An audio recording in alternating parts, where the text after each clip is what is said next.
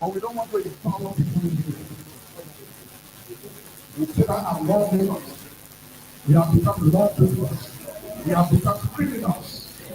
We put all the money we got for ourselves and leave them out.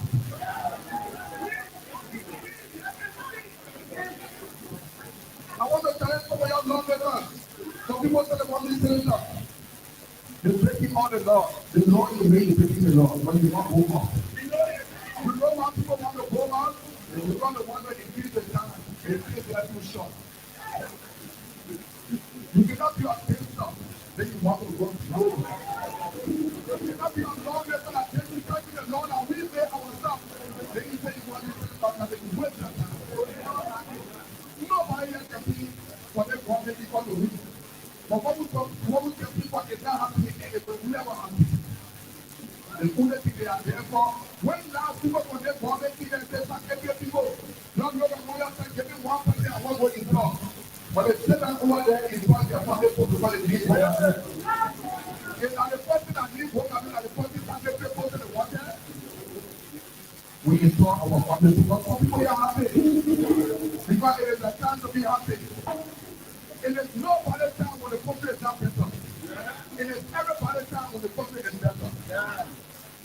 And we give this as a challenge to all of you people. 2029, we will be qualified for the president. We will come here and say, for the family, you people will have to appoint a commissioner or secretary. For the family, they are educated people. They never education. It's about how well you govern the people. They are people that are degrees, they know nothing. The only person with interest in what I hear is nothing from. Our marketeers will come to power.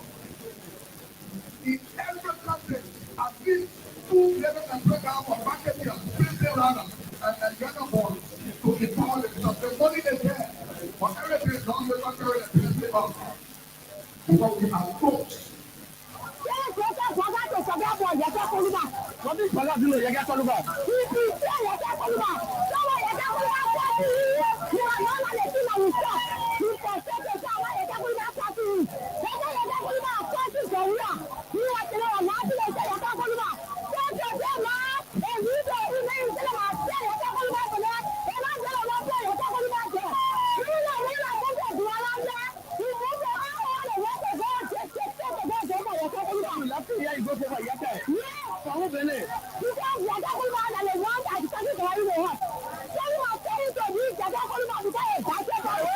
Talking to the president, you know, two things.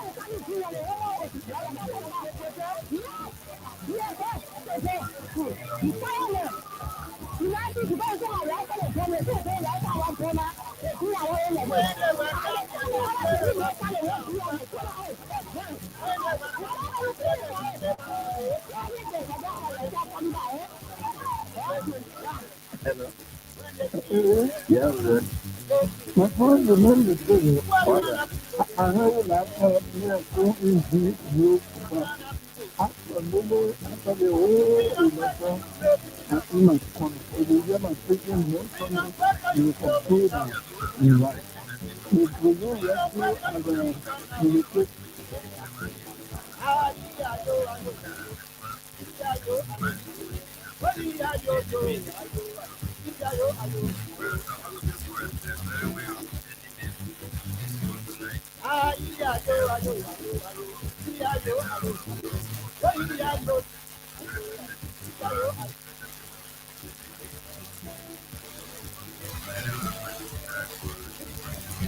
on the Tokubo. Tokubo, as a fighter, his hands are blended with human blood. That's why he is not even seen. Okay, that's the way that the lowest I can go in my moderate. For you to say I'm moving out to fight, it means he was not sober enough to know that I use my time behind the line. It's time to use my connection to bring national aid to our people. As late early as 1992 or 91, I left from school and came to Qatar with MSF Belgium, where I served as the chief surveyor for the nutritional status of our people, where I visited all the kingdoms, visited Boble, I visited Butu, whenever I visited to get to our people in terms of nutrition. We used food for West Cocopies Lodge, I went to Ghana, and visited president, and brought to their needs. So for him to say that they are mobilized, it must be his dream. That's why we are saying that those who want to force you into the public limelight are not doing justice to you. You know, when you do it to children, they say child abuse. This time we say illiterate person abuse. They are abusing illiterate person. You're not supposed to expose them, you know, you're stealing degree all over here, and you're supposed to be putting yourself on a pedestal to teach who well. Who's going to listen to you? You are unfit to be in the public realm. So I never put it out anybody. Maybe anybody.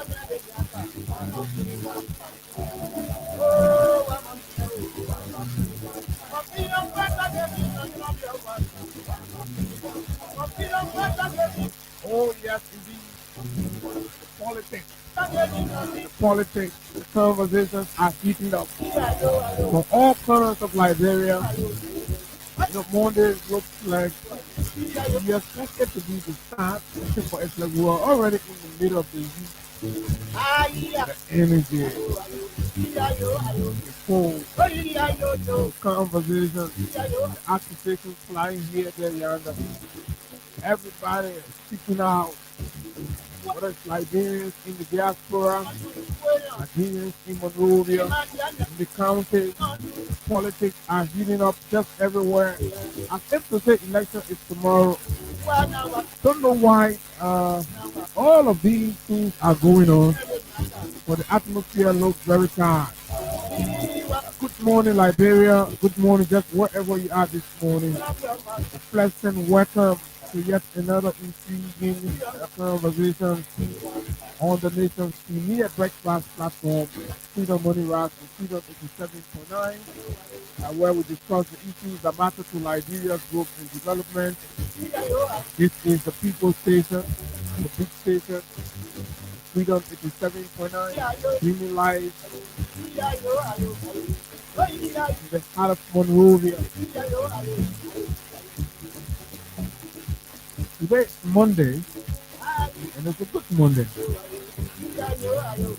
And of course, good morning to our friends in the diaspora, our friends and followers. It's always a good thing to have you join us, as always.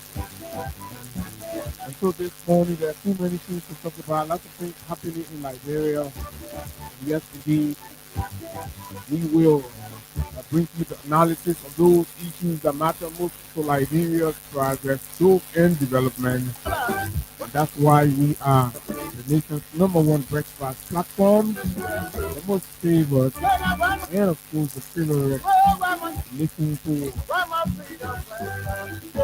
with the full representation of the views and aspirations of the common people. This is a big station.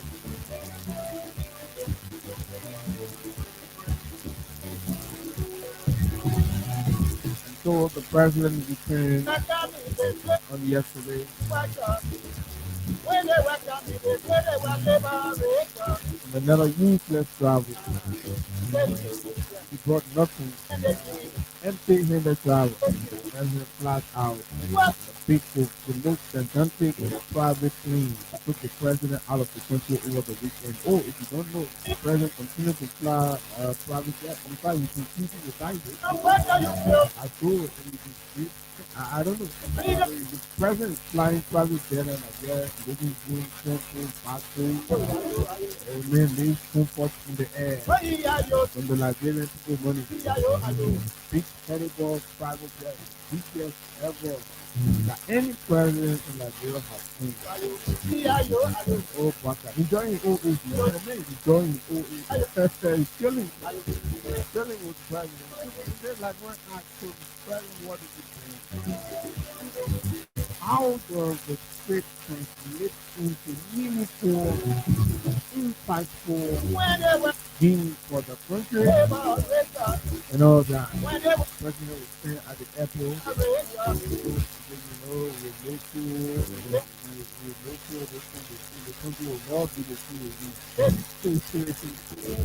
this is what I think that's this is a future still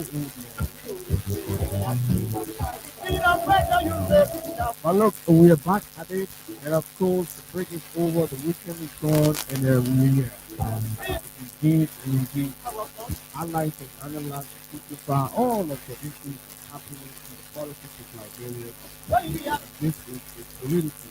We don't do pampering here. I have to give that. For spirit, that's why they fear of gossip, so all kinds of things the same people after. But anyway, they're weak, they're students in the project to survive. So this morning, folks, we're gonna go more. Somebody please knock on the door of Mr. Johnson,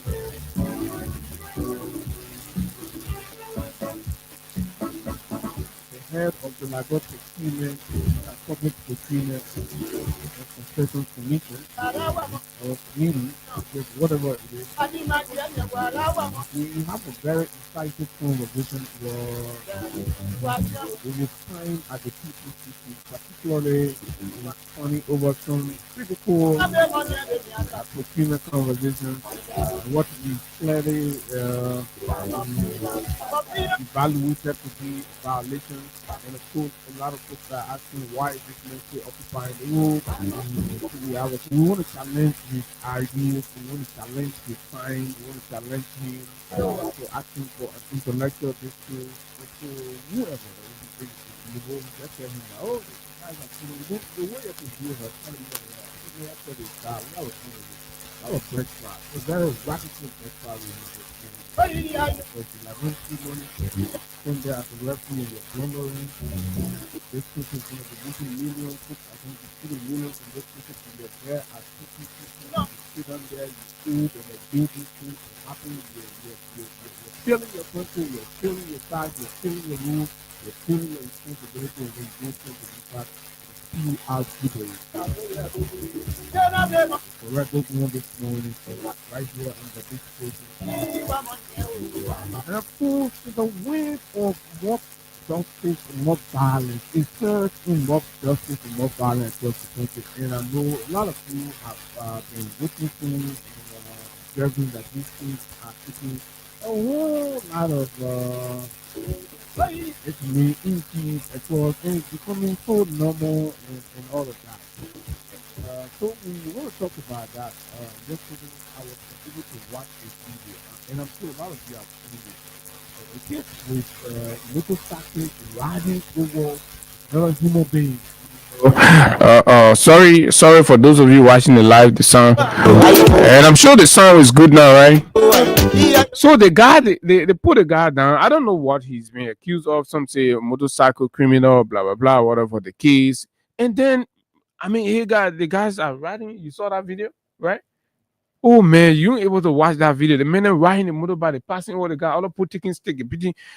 Liberia is turning into something disaster. I can't play that video yet. We are not able to play that video. It's bad.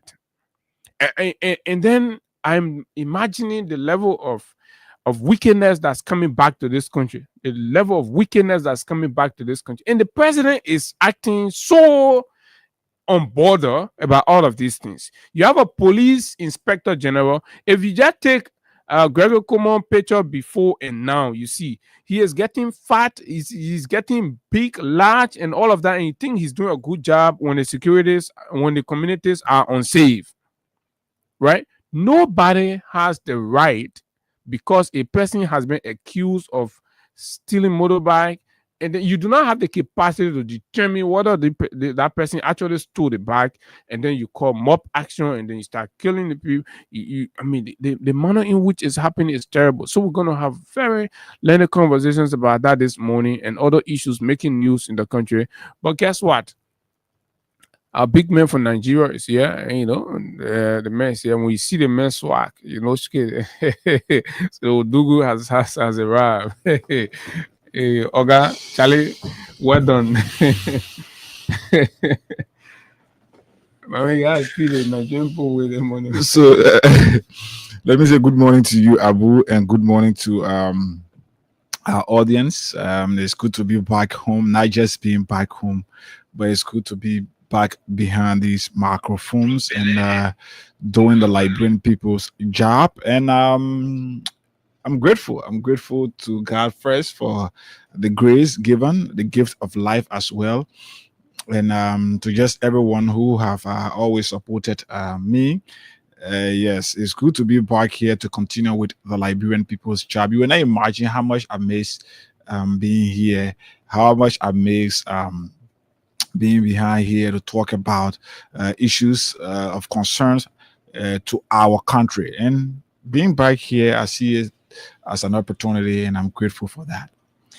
Well done. And so too many things has actually happened. Yeah. While you were away and all of that. For example, your native Nimba has been very active recently with the politics. Sons, permanent sons of the county has been at each other neck. Whether is folks from the CMC, right, and then the NDR, the Unity Party. Okay. So they have been at each other's throat in the county. We've seen wars from the vice president's camp, the senator's camp, and of course, And also speaking, in fact, he's currently on a local radio. Oh yeah, radio. It's a Gompa, voice of Gompa. Yeah, it was a company. Yeah. He's live, and so he's actually responding to some of the things. Yesterday, I saw somebody wrote on Facebook that the vice president was demonstrating maturity. There was silence in go. As you show that man remain silent. I saw the notice that he was going to make appearance this morning on a local radio station in Nimba. So, and of course, last evening as well. Former representative of District Number 8, Larry Yonkwa, a very opinionated old man, and also was addressing. He's the vice chair for statistics.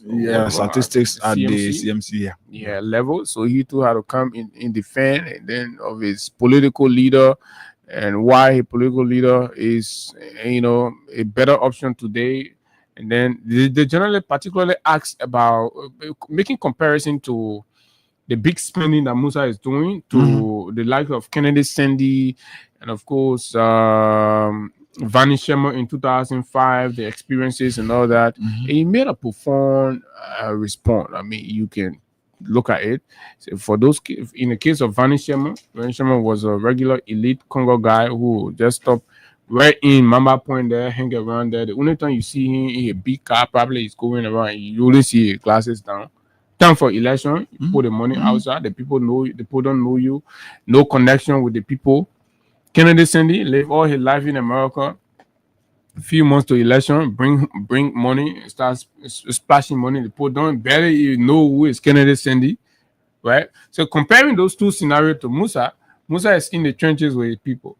He's identifying with school. He identifying with hospital. He identifying with the county, right? As far back as Ebola time, when even the late senator could not identify with the county, Musa went and took 10,000. Then you are not even in politics and give it to the county Ebola fight and all of that. So, and then when you listen, well, I say people like Larry and like sons, not many know how to make sense. So, it's gonna be a fight in Nima. I can say it's gonna be a real thing. I don't know.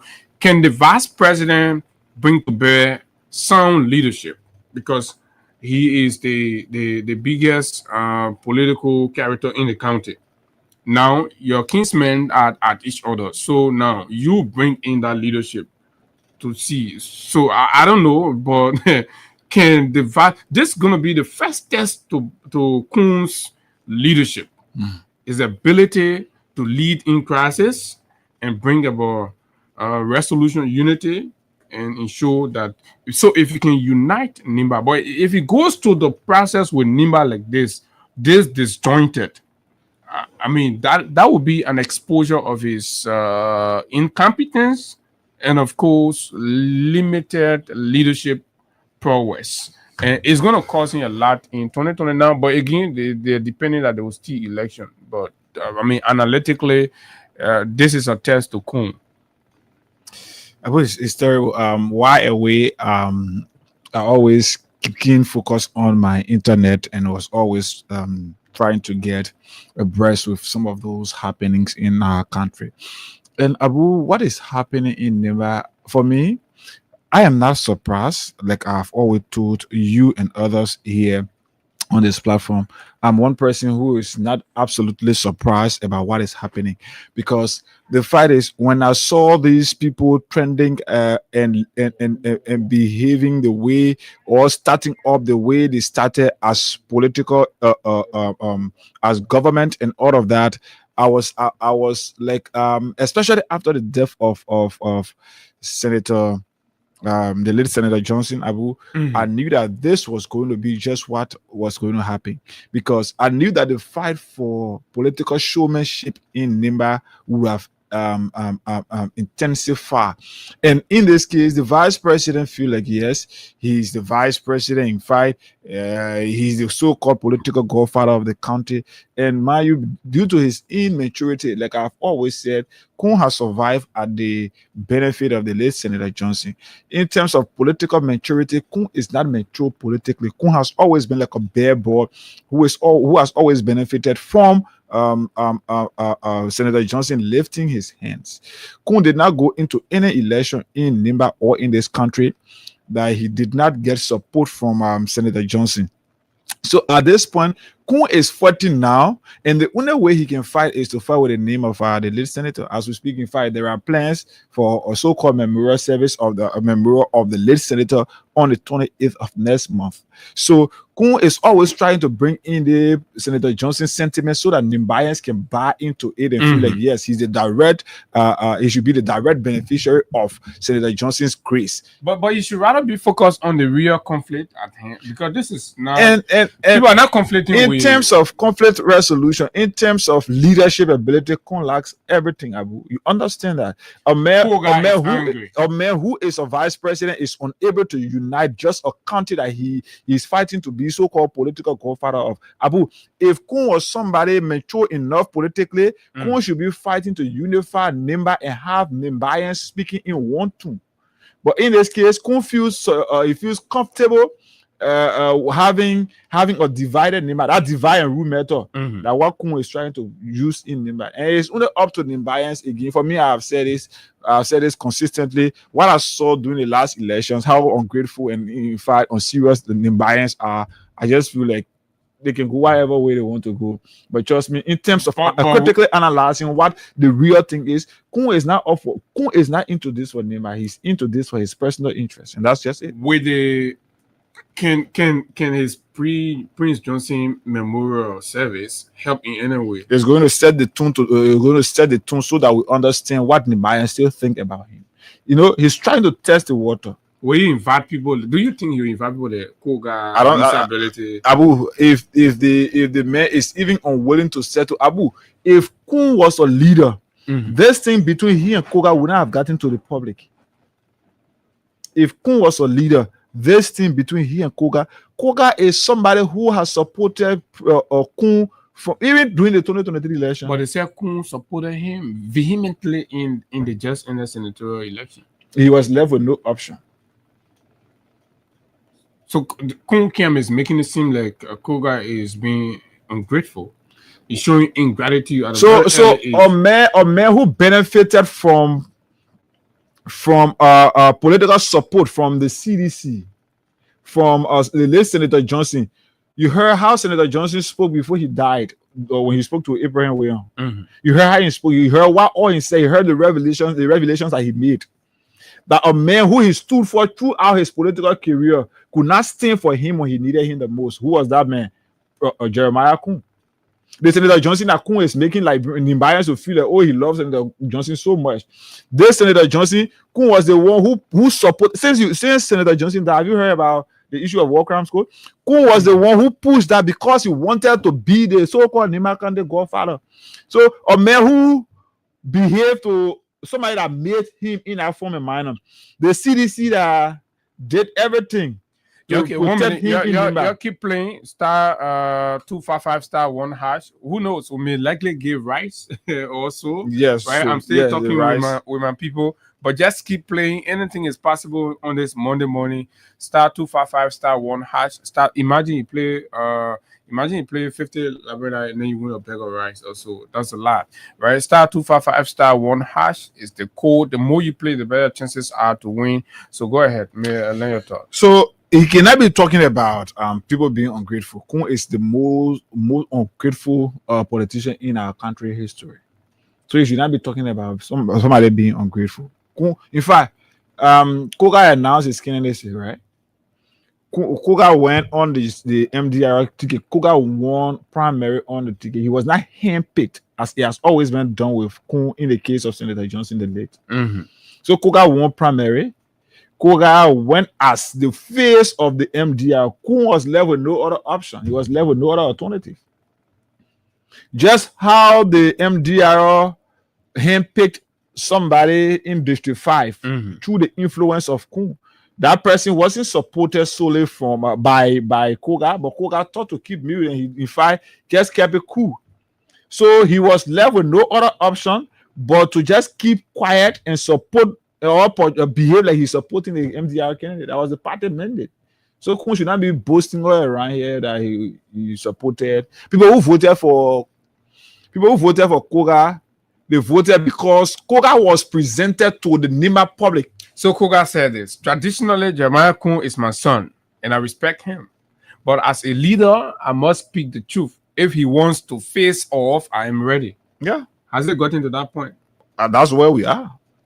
Because Kun has failed to exercise has failed to exercise leadership. And he sends talks to insult Koga and other. And that's the terrible thing about it. Even Abu, that's what I said. This is why we've gotten to where we are.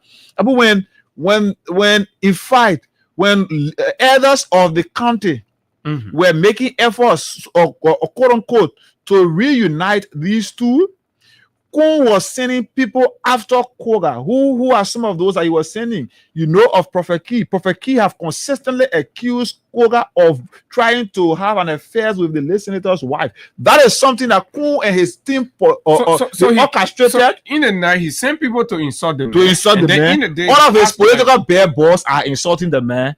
But in the day, he sent others out to go and add that they want to unify the two of them. So Kun is playing a culpable friendship.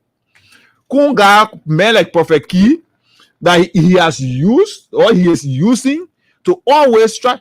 All of what they're trying to do is to make Koga unpopular in Nimba. So let me ask you one question. Do you think there are chances for Kun and Koga to work together, or is it late? I mean, this is politics. What will happen after? With the level of with everything that's happened, the mistrust, the distrust, the Koga. All I can say to you for a fight is Koga is somebody who go for what he wants. So if Koga have decided that they are into this until Kun can submit, Kun will have to submit before they get out of this. So what is his definition of Kun submitting? There are you listen when we spoke to For Kun to accept him? you listen when we spoke to Armstrong the other day on this radio. Yeah, Celepor. Armstrong outlined the demands of the senator. And you, in fact, you've listened to him. Those no, so you've listened to the senator. He if those are his actual demand, I'm not sure they're going so even if that, but at least let's forget about all of what Koga, let's say Armstrong listed, right? Let's get to what Koga himself has said. Koga have said he is not being given the respect in terms of making appointments. Why would the president of the republic respect the vice president, and the vice president is not respecting the senator of the country? What is happening? Even lawmakers who are within who are within Vice President Kun's cycle, they are going after Koga, insulting Koga. Okay, so lastly on Nimba, folks, this is a kind of breaking news to an extent, but just keep it right. Tell you keep it, and let's all of us start doing our little investigation and see where we get at. So I have gathered informations about in this place, Tapita, right? Is it Tapita? Yes, Tapita. Let me see. So HAGGAI in Tapita, District 6. Tapita is in District 6, and District 6 lawmaker is one of those who are seriously raising war on Senator Koga. Yes, in Tapita. So there is another secret clandestine villa being constructed somewhere in Tapita. Okay. Just as the FOIA for the vice president or the president. I can't say for who, but there is a secret construction going on there. So assuming, like recently, Kula Fofana spoke and said, "Oh, it's a presidential project," but that was nonsense because you know why? You don't do presidential project like that. It would be secret because we exposed them. So Labyrinth can clap for us because at the end of the day, we compare them to say that Labyrinth project. But yet still, we still need accountability because the law requires on how these things are done. So if you're found not following the law, you could be held. This government will not hold you, but in future you'll be held. So the good thing, all of you have to know that as you're going about enjoying yourself, just know the day your lead power will come for you. And at the thing they let you hear. So one thing we can guarantee, we do not expect this government, because look at PPCC that we're going to talk about, all of them flaw. LCC is not respected, GSC, they don't respect them. You see here the finance minister tried to disrespect the authority or the integrity of the LCC, the GSC, and say, "Oh, let LCC can investigate me." GSC just did a beautiful job, and you say, "Oh, so what are you trying to indicate? That they're not credible, they're not reliable, don't trust them." I want to go on this side. So another one we are to interpreter. We're telling you again. So as time goes by, we'll keep following it. We already got people deployed. We'll see how we can get pictures. And the scene we were able to get some stuff from FOIA. They were hiding the FOIA thing. And then we'll get it. Once we'll lay our hands on it, we'll definitely bring it to you. But that I want that you put it on the side of your diary and keep it. The day it pop up, then you know exactly where we are. Well, about the economy, HAGGAI, and then we'll speak to the security expert and of course the crime stopper of the Republic of Liberia, Omen Sam Sion. Shortly, we'll speak with him on the wave of mob justice in the country and what needs to be done. What has gone actually wrong? Why do we see Liberians are getting so, and they're going back to all these terrible things? But on the economy, one guy has been a fanatical supporter of the ruling party, and I've been saying all kinds of things about the former government that he worked in as vice president Nuka, right? Lester Tierney, right? Recently did a podcast. I just want us to play and then we'll speak. We'll spend 2-3 minutes on it and then we'll go to the old man same sign. But keep playing your cash giveaway on *255*1#. The moment we reach 825, we'll do the draw, hoping that we can also be able to give some rice and all of that. But keep playing on *255*1#. Let's listen to Lester and see whether it makes sense. To reconsider what we are doing here. Something that we all need to reconsider what we are doing here. In all sincerity, the economy is challenged. Why the economy is challenged? Look at the data from the sub-region.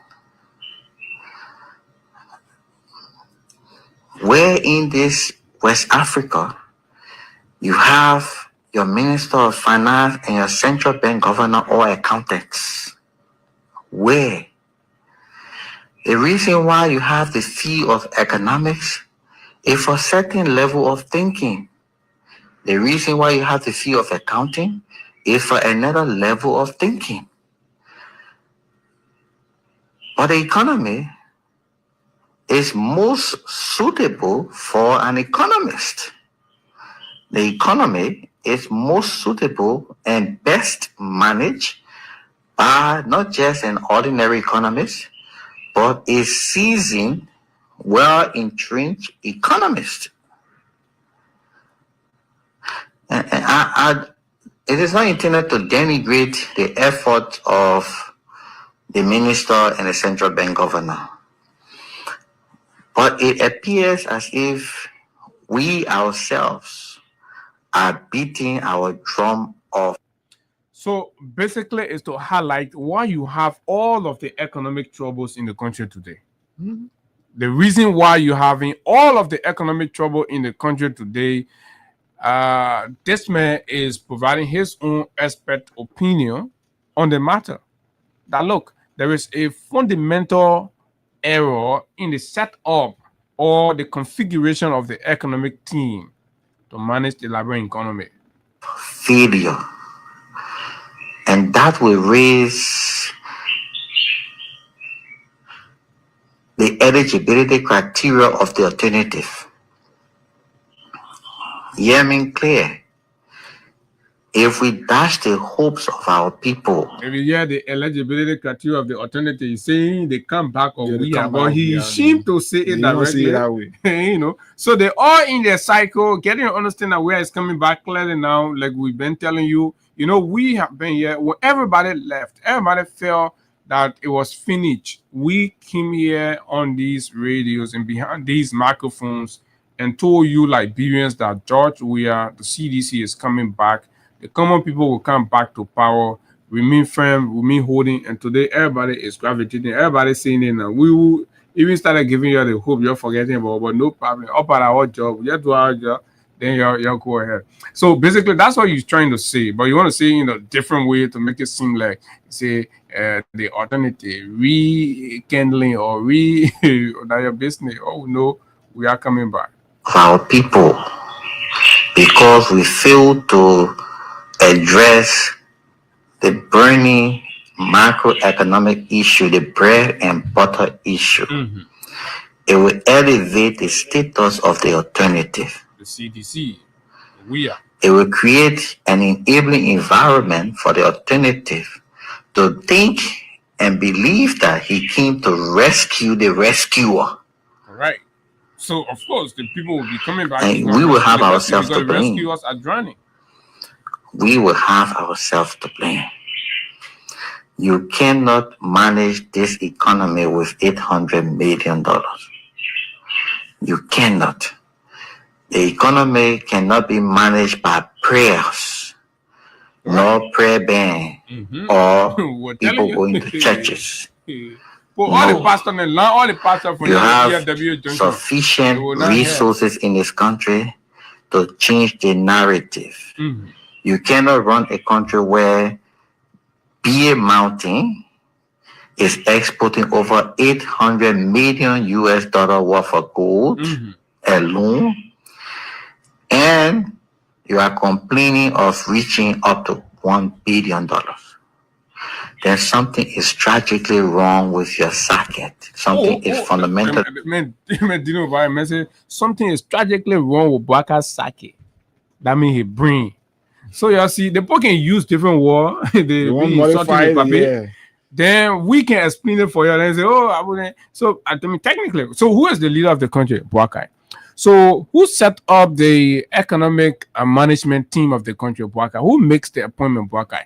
So, if Boakai sets up the team like that, and he expects that that team will deliver, and then Lester says, if you think in your mind that with this setup, this is how you're going to manage the economy, this is how you're going to manage unemployment and the bread and butter issue, then that means something is tragically wrong with your psyche. How can this man be insulting the old man like that? That one I answered.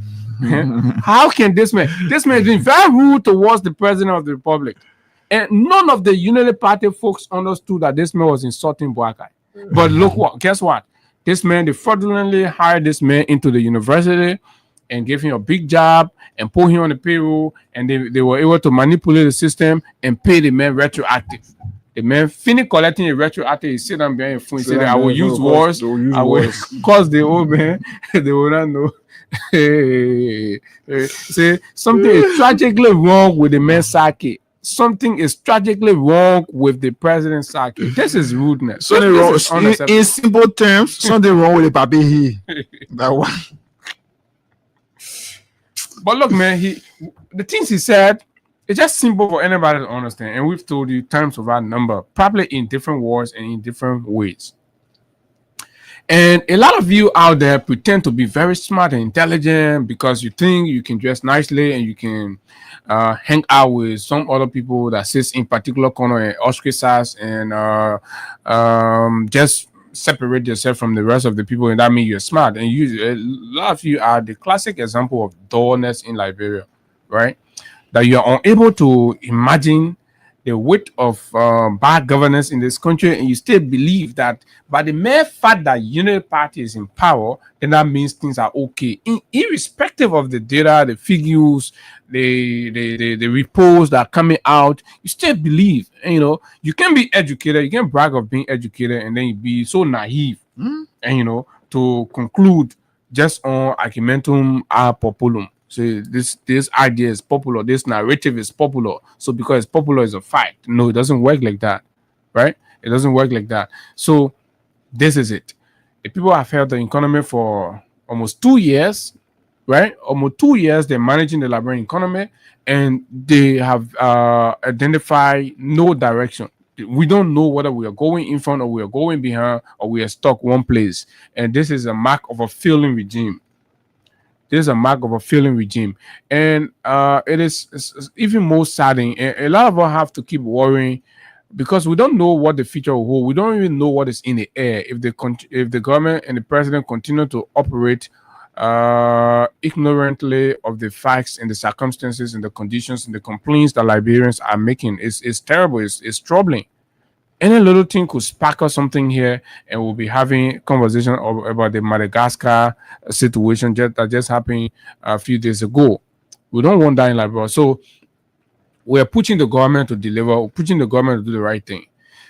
Lester says it is foolhardy to imagine that you're going to have two accountants managing the fiscal and monetary arms of our economy, and you expect it to be perfect or near perfection or impactful on the life of the people as in addressing the bread and butter issues, painstakingly and of course in an impactful manner. No, so it doesn't work because an economist in the economic realm has a certain degree of thinking, and that thinking contributes in a certain way to solution finding for the economy, and an accounting equally plays a particular role and a particular thinking that also contributes.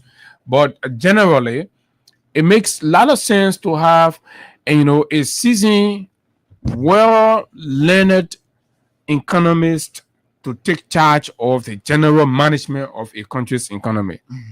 But the smart people, the Harvard, the Harvard League, and graduates, they form a government, and they have an old man who Lester has described as having a dramatic, a catastrophic issue with his psyche, right?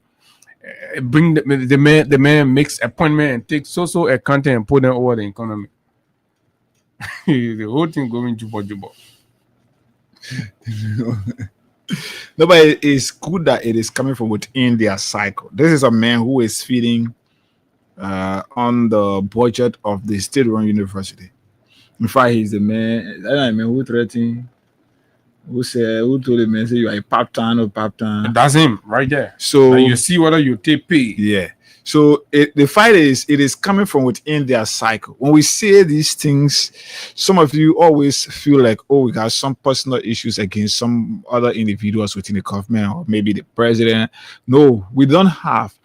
What we always sit and see here are what we believe are happening, and you maybe sometimes it is just a matter of time for you to realize that yes, they are all fights.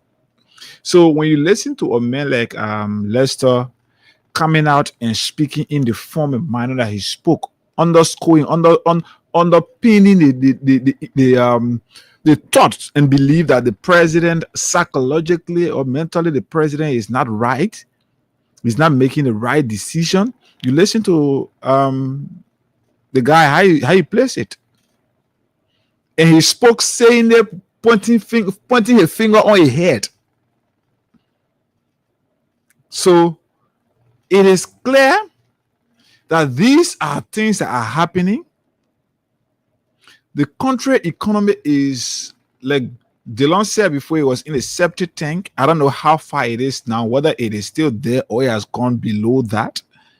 So you cannot be talking about maybe transforming the country, and then you're talking about the president building $10 million duplex in Lofa County, and we are also hearing about another one in Tapeta, Nimba County. All of these things are happening. They within their cycle, they know, they understand these things, but they will not want to say it out to you because they feel like no, that's where they are surviving. They don't want to speak it out before the president maybe take action against them. Mm-hmm. And that's why you see the deceptive politics we get playing in our country. Our country continue to get stagnated. Our country continue to keep to where it is while other countries are moving forward. Certainly, and I agree with you. So keep playing *255 *1#. So to conclude the whole matter, right? As all of these things are happening, some of the major problem of this government is the intolerance to listen at councils and to listen at fair opinions, and the mostly interested in the our service colonial style of analysis, and of course a look at issues in the country. And everybody can be colonial bala. Everybody can be Bella lawyer.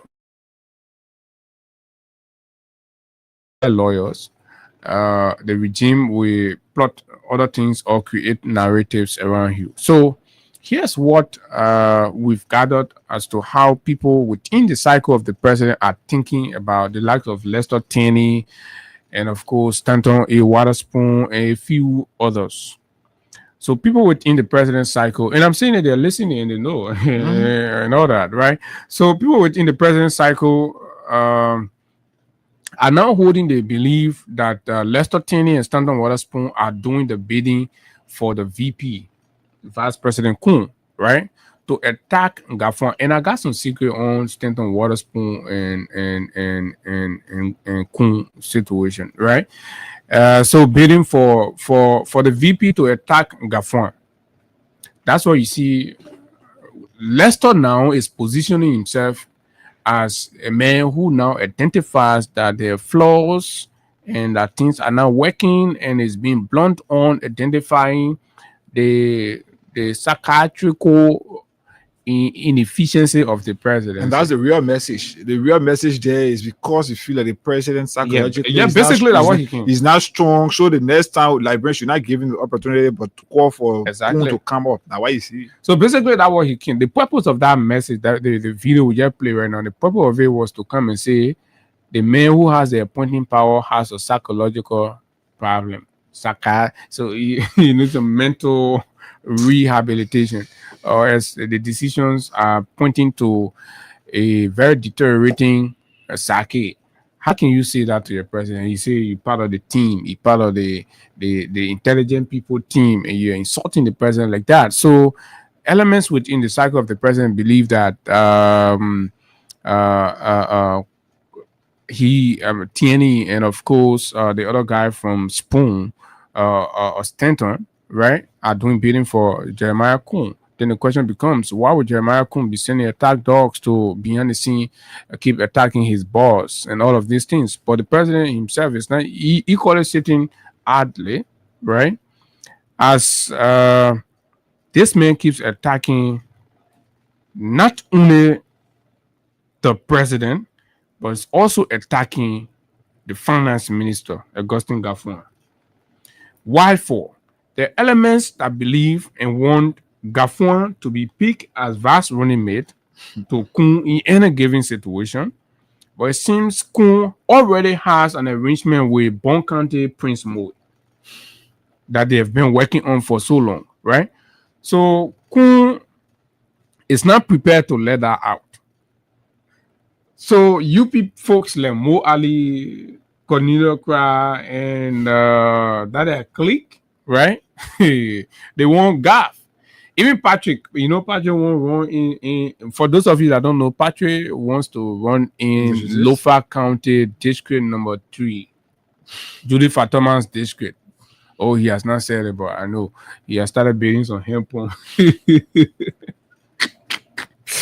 You guys are so very unserious. Steve on the boat go carry him on. Say he wants to run and all of that. So maybe when we expose it, then you get scared, you take him for inside. So they'll be attacking that Gaff because the VP does not want to take Gaff as his VP pick in any given situation in the future, as is being pushed by Mo Ali and others. Mo Ali and others want Gaffron to be on a Unity Party feature ticket, right? But VP Kun and his man Primo has already built a tendency for as long as 2023 they started putting it together, right? Now, on the other hand, people in the very cycle of the president are using Koga. I'm told that there are elements within the president's cycle working with Koga. So Koga is not entirely operating, as an exclusive opposition guy or a guy trying to just lean entirely towards the opposition, but he also has elements with vested interests in the cycle of the president that are also aiding and abetting his attack on the vice president, Jeremiah Kuhn. So Koga are going to keep attacking Jeremiah Kuhn, VP Kuhn, right, to destroy him in Nimba.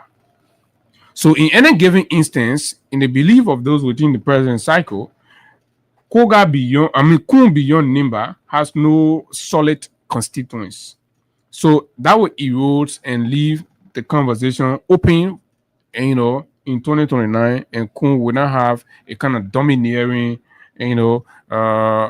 stance in the conversation as to what the political future looks like. Then some other forces will dictate with him, for the most part, because if Nimba remains consolidated beyond Kuhn, it's difficult for them.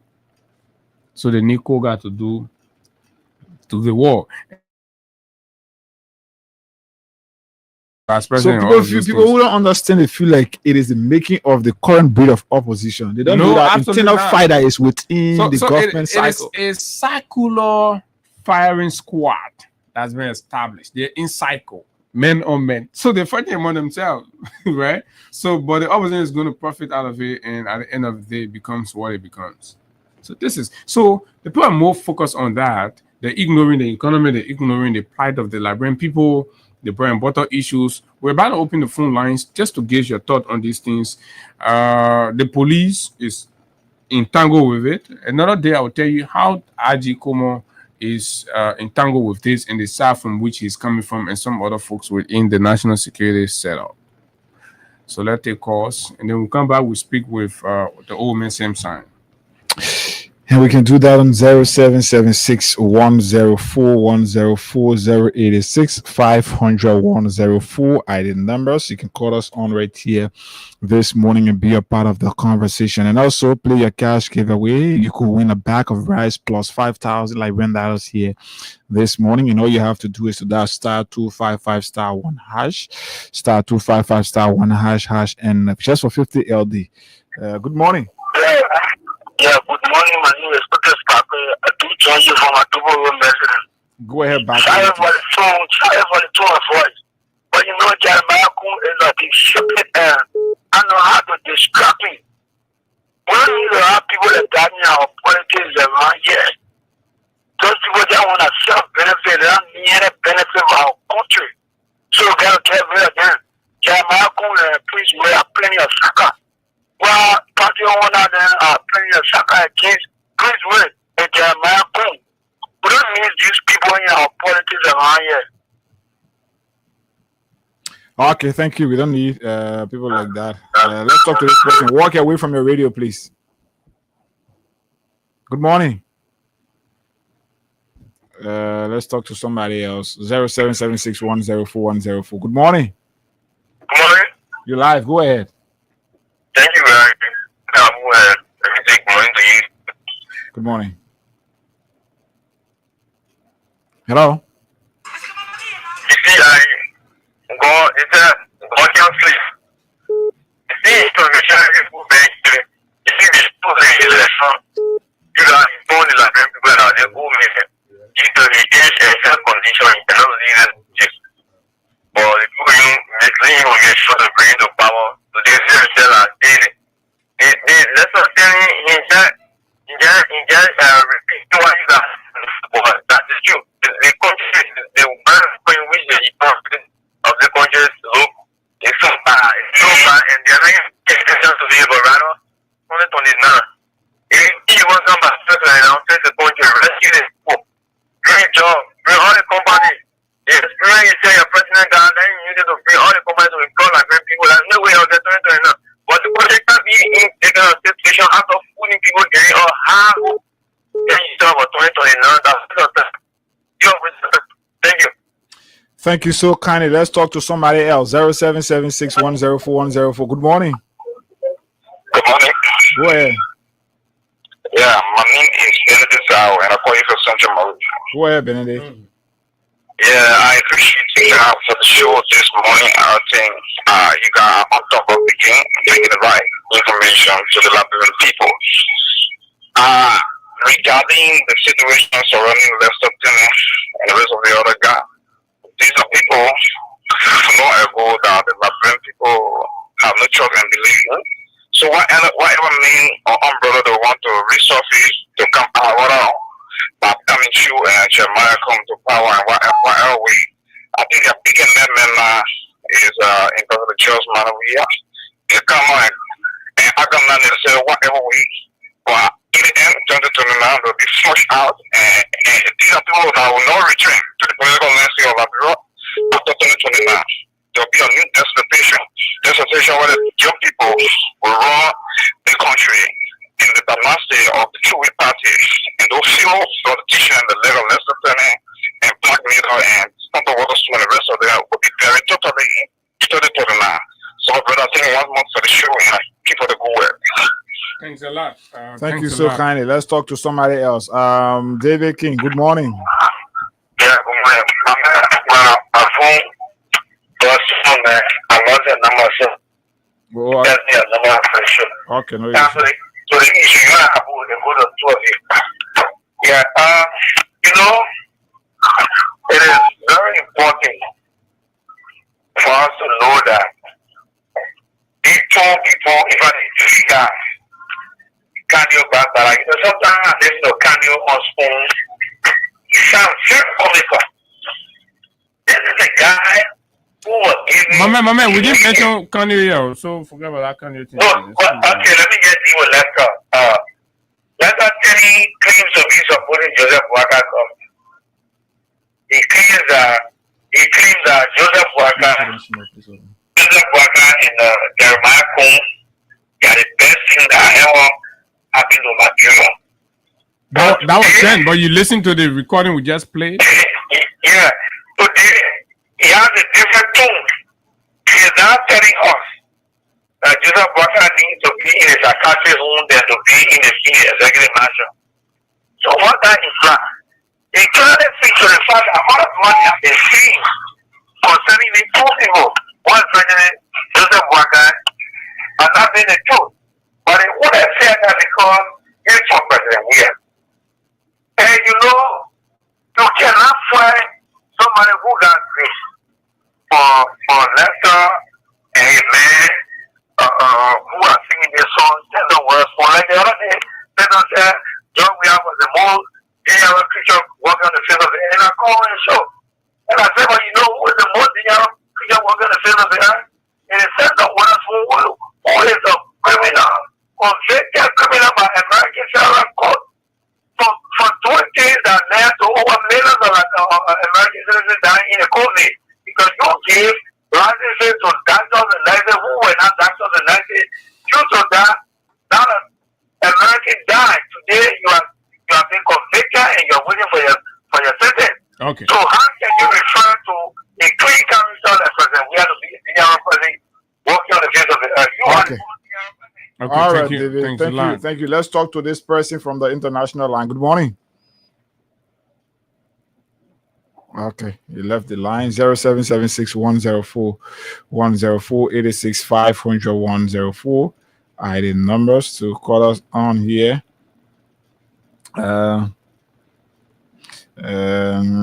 Let's talk to 0776-104-104-865-100-104. Good morning.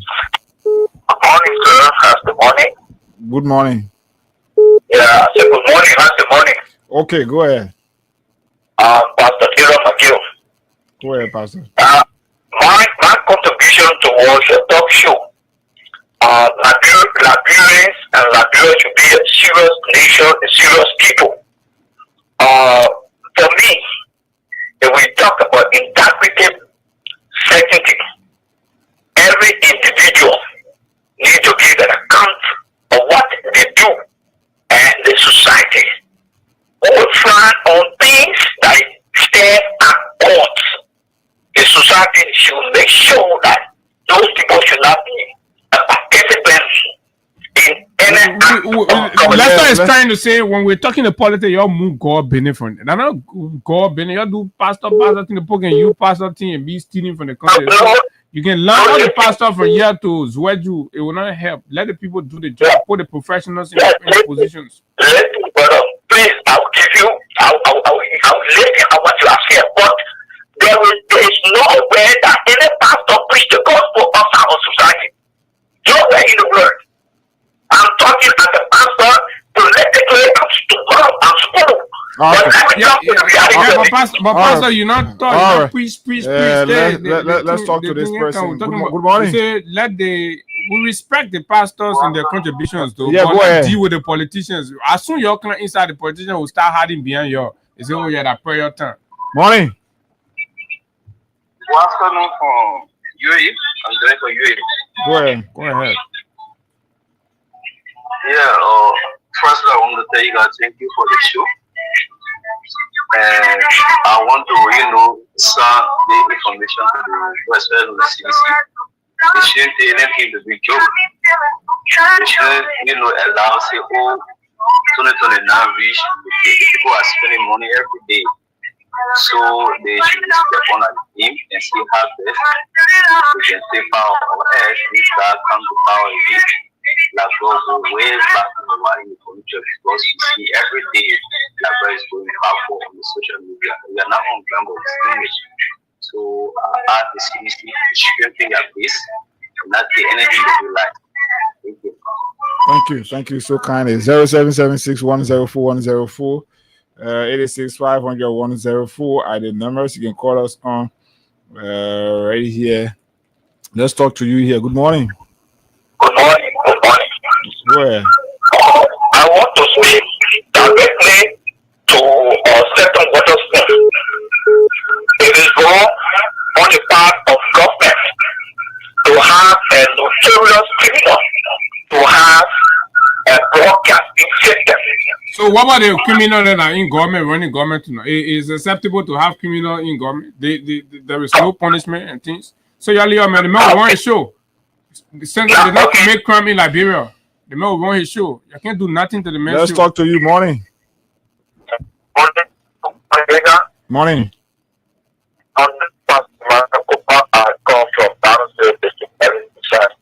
Go ahead.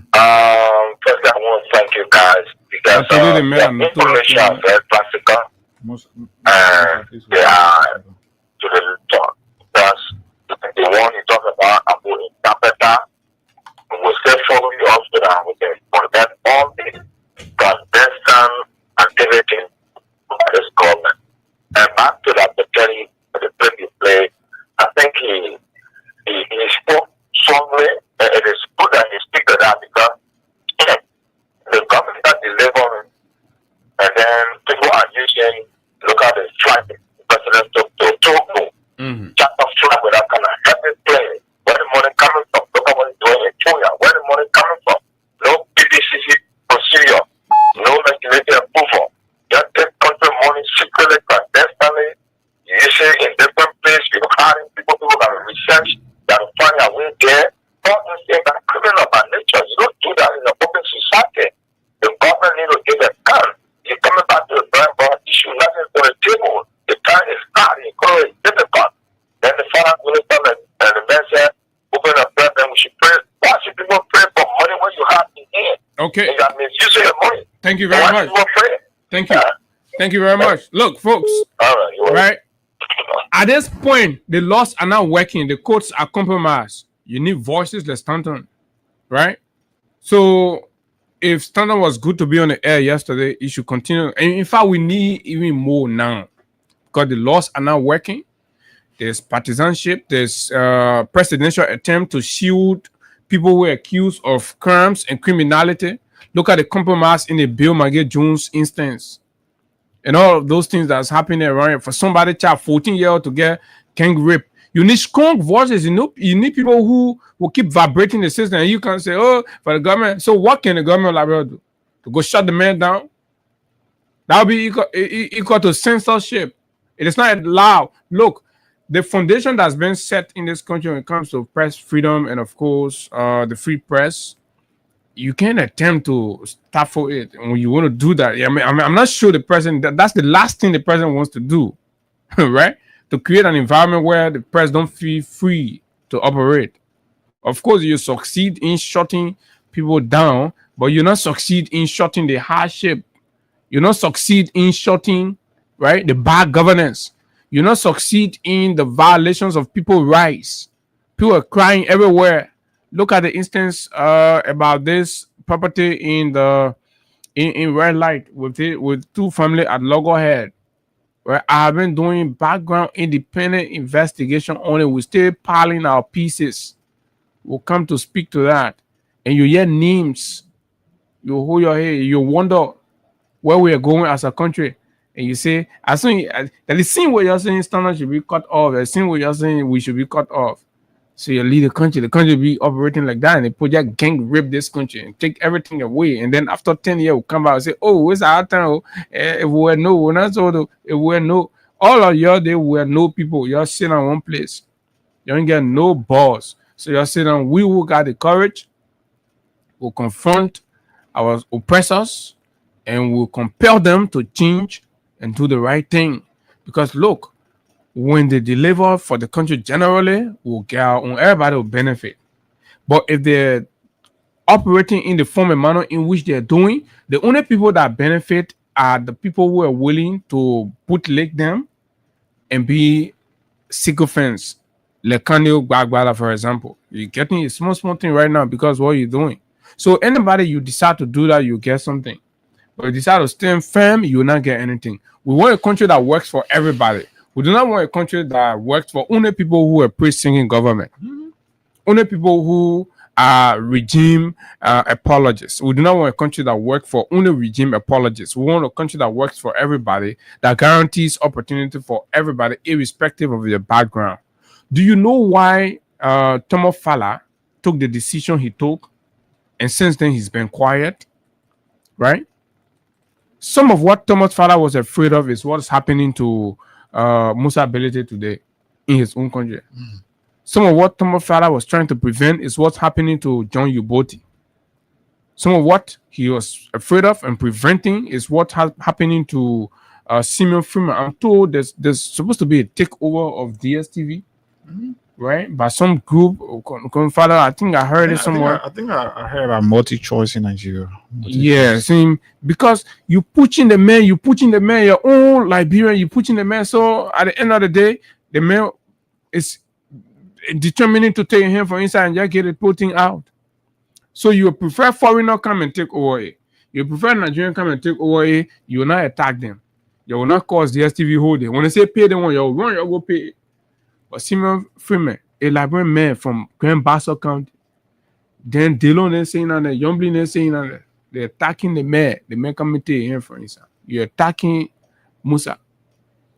And then Jacotan Post saying that they're clapping for it. Say they're attacking Musa. I say, oh, but the men are supposed to do the politics that they, oh, you sit down and they're attacking your brother, right? They're destroying the man's business.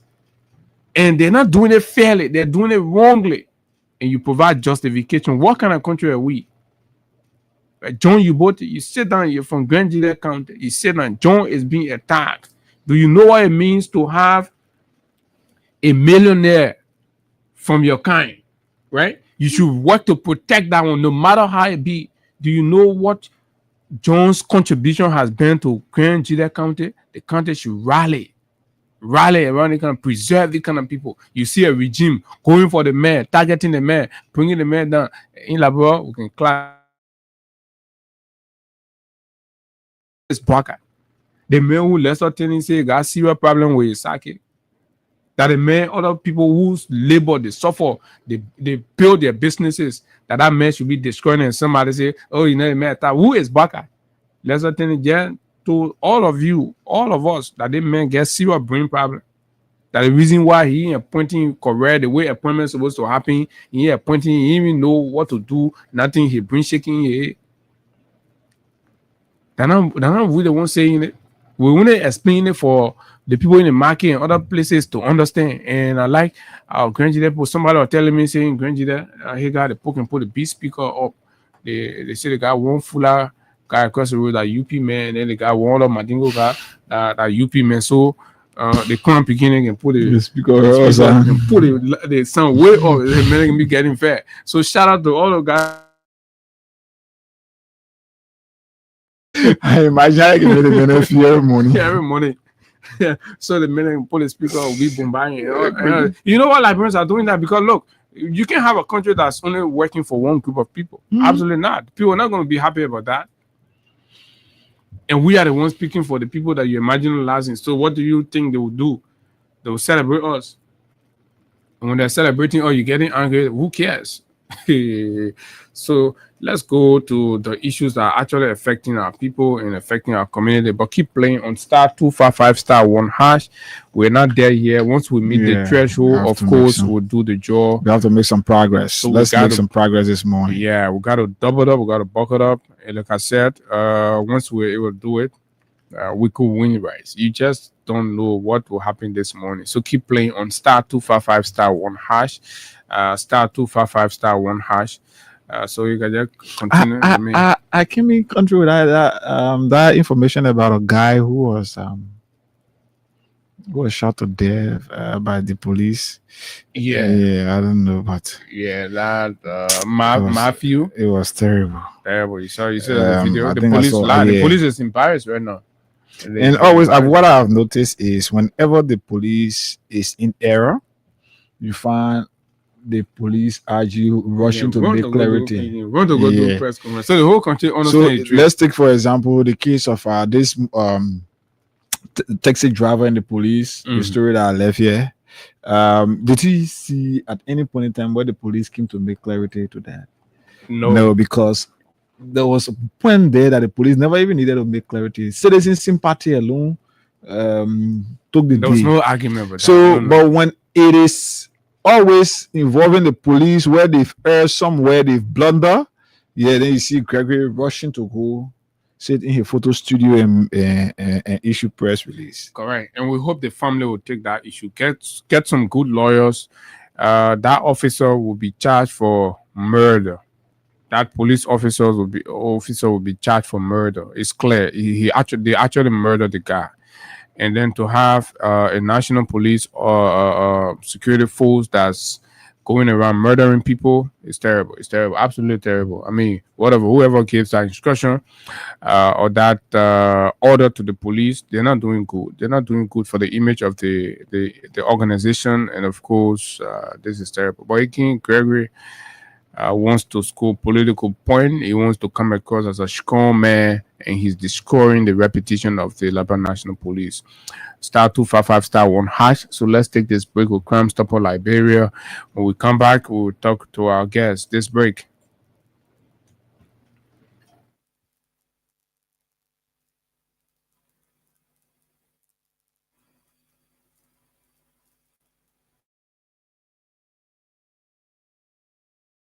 There are crimes in many places.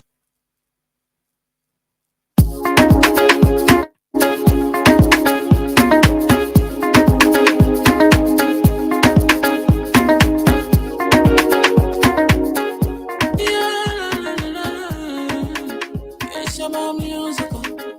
There are crimes in many places. In every community, you can see. So if you see crime, report it. Don't take law in your hands. Call the right authority. Let it come take care of it. Crime Stopper here for us. We need safety to your door. Whether you rich or you poor. If you see a you must take it. I mean you check. You wait for your safety.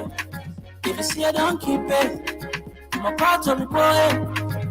Crime Stopper, the people bringing safety to your door. Crime Stopper, stop the crime and make it peace for them before. Crime Stopper Liberia, from the center to interior. Crime Stopper, keeping us safe, just coming for all of us. Crime Stopper, the people bringing safety to your door. Crime Stopper, stop the crime and make it peace for them before. Crime Stopper Liberia, from the center to interior. Crime Stopper, keeping us safe, let's have it for all of us. Crime Stopper Liberia is here for you. Remember, you see it, you report it. This is a message from your own self-omen, Sam Sion.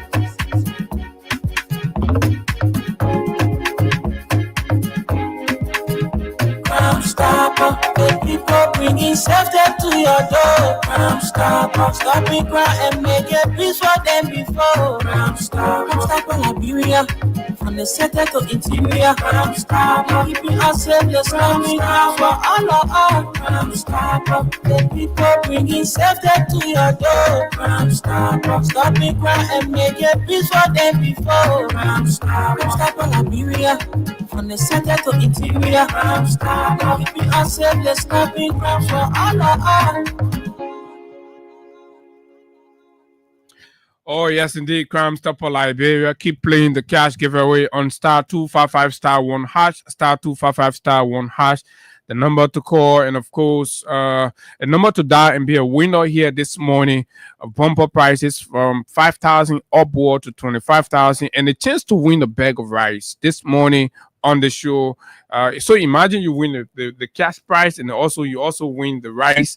Your week is set already, so you got nothing to be talking about this whole confused mission. But look, folks, let's have a very important conversations about all of our safety and protection, and of course the protection of our communities as mob justice and mob action continue to take center stage. The bravery to attack police officers and the lack of morale among the police going out there to confront issues and deal with crimes, and then people resistance and all of those things, and citizens taking the law into their own hands, as we've seen watching video and seeing people getting shot and killed without any investigation, without any determination. And all of these things are happening in our country. We thought these were issues that happen during a state of anarchy, where there is no centralized authority and all of that. So to talk about these things and bring real expert sense and knowledge, and of course, adhere to it, we've decided to speak with our own boss, old man Sam Sion, a very seasoned law enforcement practitioner in Liberia, and of course, a renowned and of course international law enforcement expert. Old man Sam Sion is on the phone, so let's take Chief. Good morning. I know you don't like all of these things, but it's important that we mention these things. Good morning, welcome, sir. Good morning, Abu. Good morning, HAGGAI. Good morning to your listener. Good morning, Liberia. We don't normally come on the radio, but what we're seeing right now is very terrific. It's difficult to ignore these things as we see it unfolding on our streets across this country. So thank you for calling me, Abu. Thanks a lot for also accepting. And so, as always, let's just go straight up to it. Chief, the nation is kind of shocked, and we are all witnessing these horrors unfolds on our streets with dismay, and then we are concerned what have gone wrong. Is this a manifestation of a breakdown in the rule of law, or there is the absence of law enforcement? What could be, first of all, the cause of all of these things happening from a security standpoint? Well, Abu, we have worked across this country. We have stages here across Maserado and the rest of the countries in Liberia, where we have gone doing this advocacy through our organization, Crown Staff for Liberia, Yappleda Jingo. We're reaching out to communities, we're reaching out to neighborhood, we're reaching out to everyone. You know, the security and safety of Liberia is a shared responsibility. No one can ignore it. Mm-hmm. What we saw happening yesterday in the Johnsonville community, and we have seen that across several communities in Monrovia. Mm-hmm. So that was terrific, that was terrible. I think other people referring to that action yesterday as a summary execution. I don't think Liberia are ready to have that kind of situation. We had a situation the other day in Buchanan and also in Bon County, in Banga, in also in Tottenbrook and several in Monrovia, in Maserado. Mm-hmm. The surge in vigilante justice staff in Liberia must call the attention of all of us. Mm. Like I said, it's a shared responsibility that we all have to our country. We owe it to this country. The vigilante justice staff are taking a serious toll on the life of our young people across the country. Yesterday was a typical example where when someone is accused, someone is suspected of committing a crime, the community people themselves they jump there, they don't report it to the police, they go ahead and take the law into their own hands and murder someone in a public eye, broad daylight. We should talk about it. We should continue to provide the advocacy, educate the people how we can avoid these things from happening. The vigilante justice sides have taken a toll on us. Yesterday incident highlight the difficulties Liberians are going through in trying to ensure that we don't have these things happening in the country. So first to start with, vigilante justice side, we have young people on the motorcycles, in the kekes and other places. When they suspect someone, just say motorcycle roll. When you say motorcycle roll, the rest of the motorcyclists and even the bystander, they always jump and kill that person. The message is sent out of Liberia is that a country in West Africa called Liberia, there is an alternative form of justice other than the rule of law. So Chief, let me just come in right there. So just by that instance you narrated, what do you think, or what could be the motivating factor for those bystanders and other cyclists to join in the murder of that person? Because most of our citizens don't understand the workings of the law. That's why we're going from community to community. Most of the time, when these motorcyclists or the community people report someone to the police, when they arrest someone and turn it over to the police, or when they walk someone to the police station, once the police take the person and charge the person and put that person in the police holding cell, the community people go back in their community and say the guy is in jail. They fail to understand that the police don't have jail hall. What they have is a holding cell. When individual is put there, the person is there within 48 hours. The police ensure they put that person before a judge. Okay. So when the person appear before a judge and they get bailed and go back home, most of the offenses, most of the charges they put on there are bailable offenses, bailable charges. So once they go to the court and get a bail, and that John Brown go back in West Point or Johnsonville or to Soul Clinic, the victim's family and community dweller see that the individual is back in the community, they interpret that as the police release the person. When you're thinking that the police release the person because they are not going to follow up the case, knowing that this case is deniable, the person will come back home. So the alternative they have is next time when someone commits a crime or someone is suspected of committing crime in our community, we will not report it to the police because the police will release the person and they will jump and beat the person. We have preached over and over that the law, when you charge someone and take them to police station, you got to go back to that police station. The police will tell you when to come back to go to court. But most of the time, they don't go to court. When they see the person on the street, they say, oh, yeah, the police have arrested the person in jail. When the person come back, they jump and beat them. That's one phase of it. Okay. The second phase, in the night, all the community, most of the community, not all, most of the community got these people call themselves vigilante people.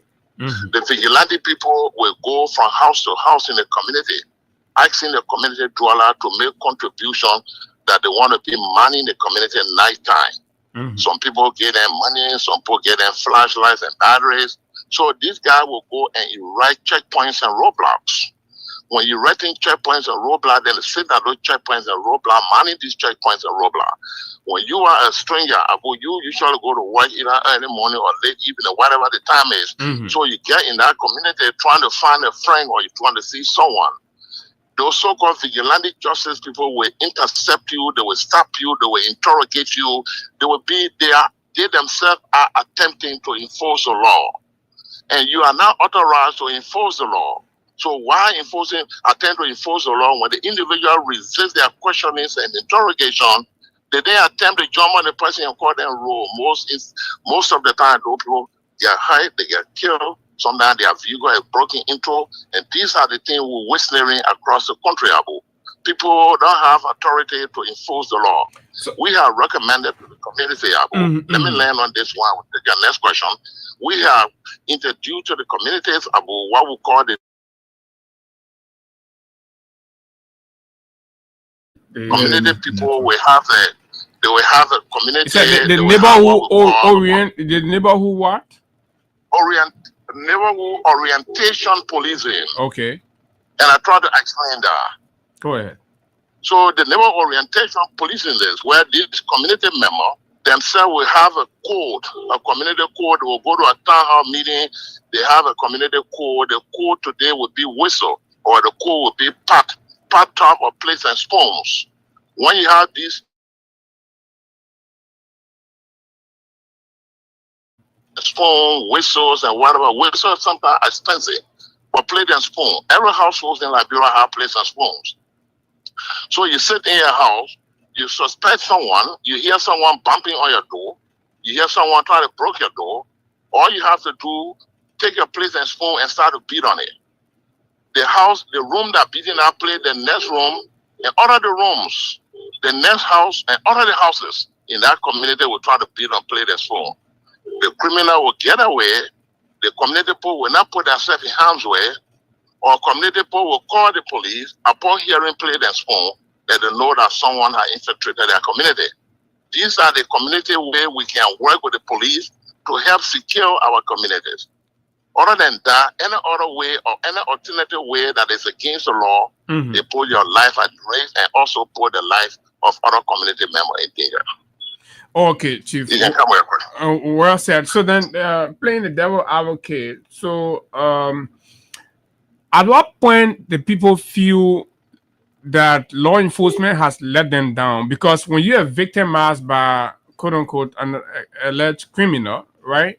You expect that law enforcement will come in, seize the matter, and serve you justice, as prosecuting the person, reprimanding them, and all of that. But then subsequently, when you see the person out, you feel like this system or this process is not working for me. So what can law enforcement do to guarantee to victim that indeed this method is the most efficient and most effective? Because that has to be in the minds of the people. Well, Abu, crimes affect the community. Those that commit the crimes are from the community. The law enforcement people who enforce the law are also from the community.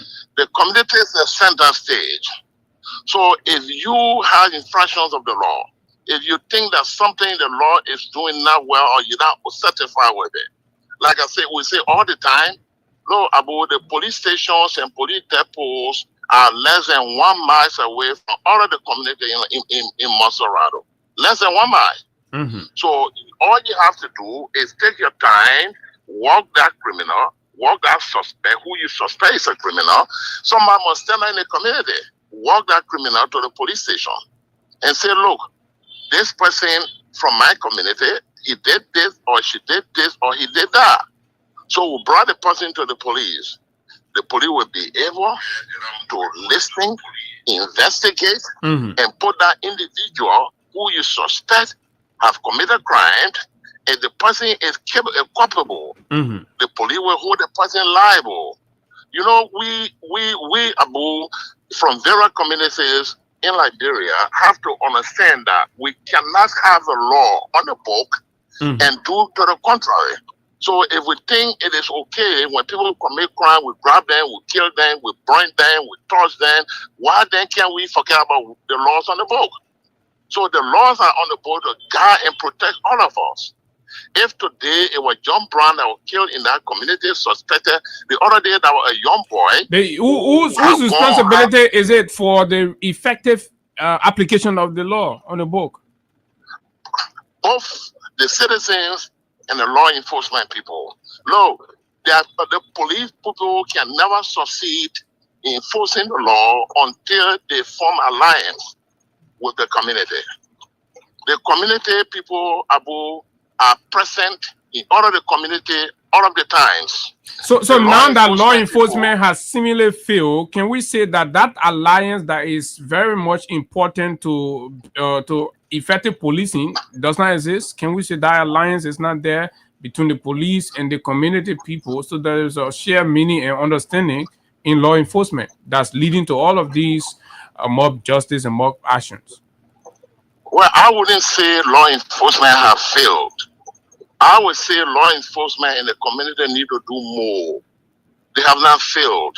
They need to do more because the way the situation unfolding, like I said, the police community relationship, the police forming partnership with the community is very, very critical, very essential in reducing crime and disorder.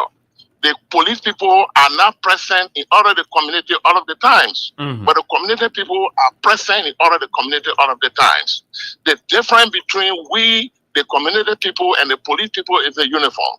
So we can execute a community citizen arrest and turn this over to the police, not to engage in attempting to enforce the law. These things need to work. No police department will succeed in reducing crime and disorder if they don't have a partnership with the community. The community is very, very, very important. We have to note that.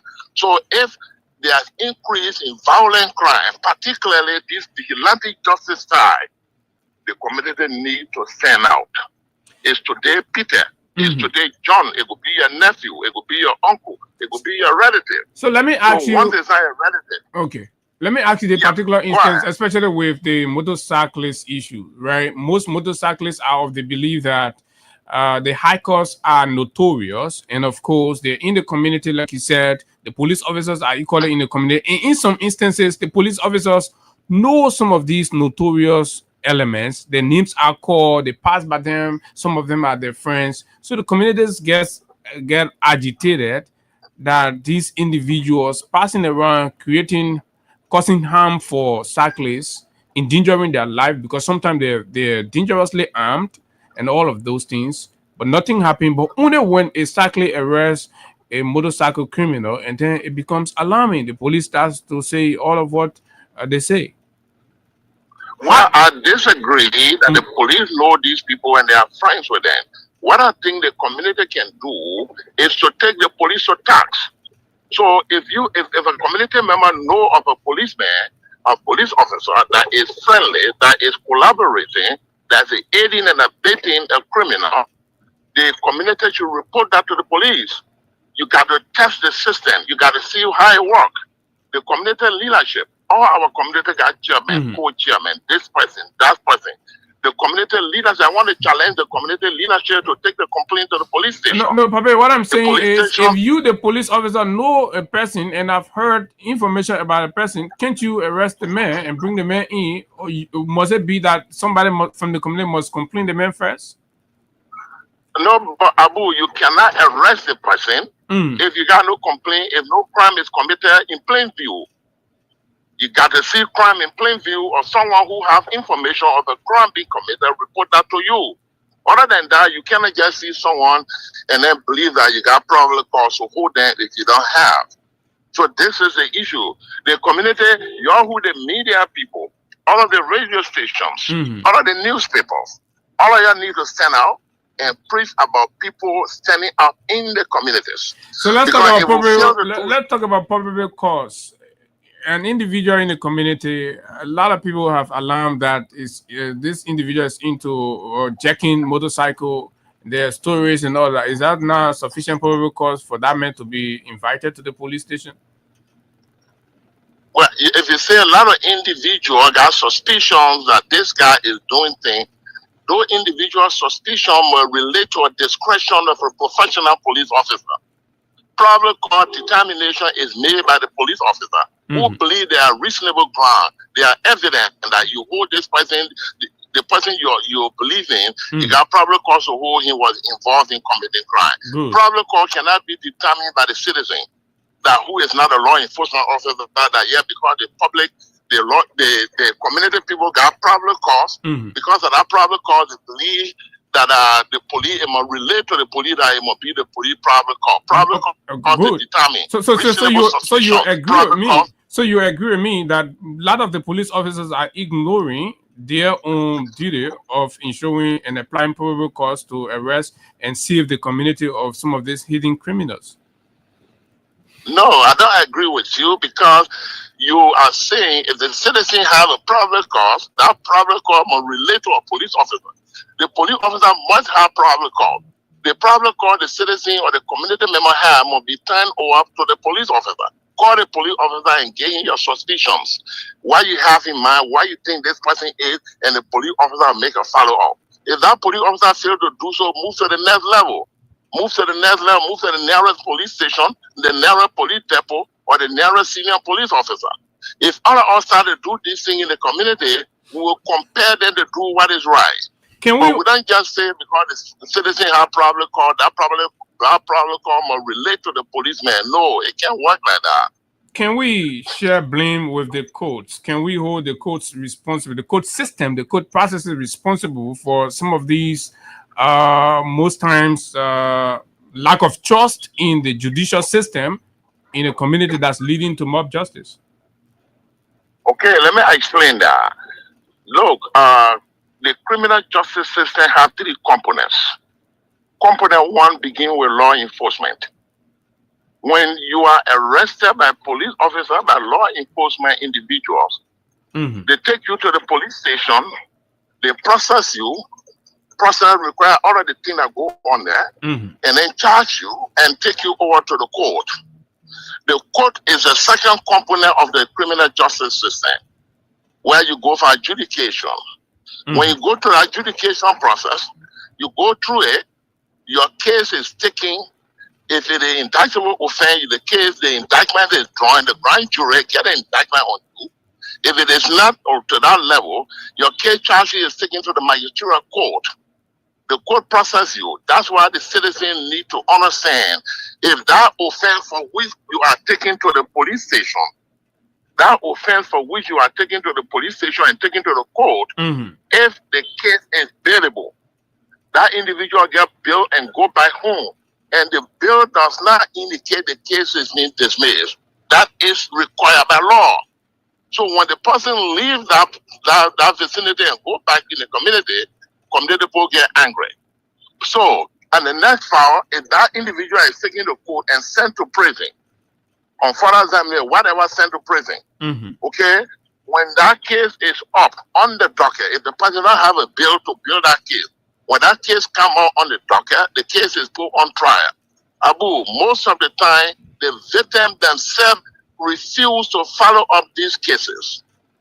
The victim themselves are persuaded by prosecutor to go to court and follow up these cases because in that case, the victim is the private prosecutor. Because the man, for example, in the case where the man's a sackless, the man got to continue hustling. He lives about, say, hand to mouth, for example, in the context. So you are putting the man through an exhaustive bureaucratic court process. Yeah, because that's what the law says. So that's why our Justice Department, our Justice Ministry should make available assisting victim assistance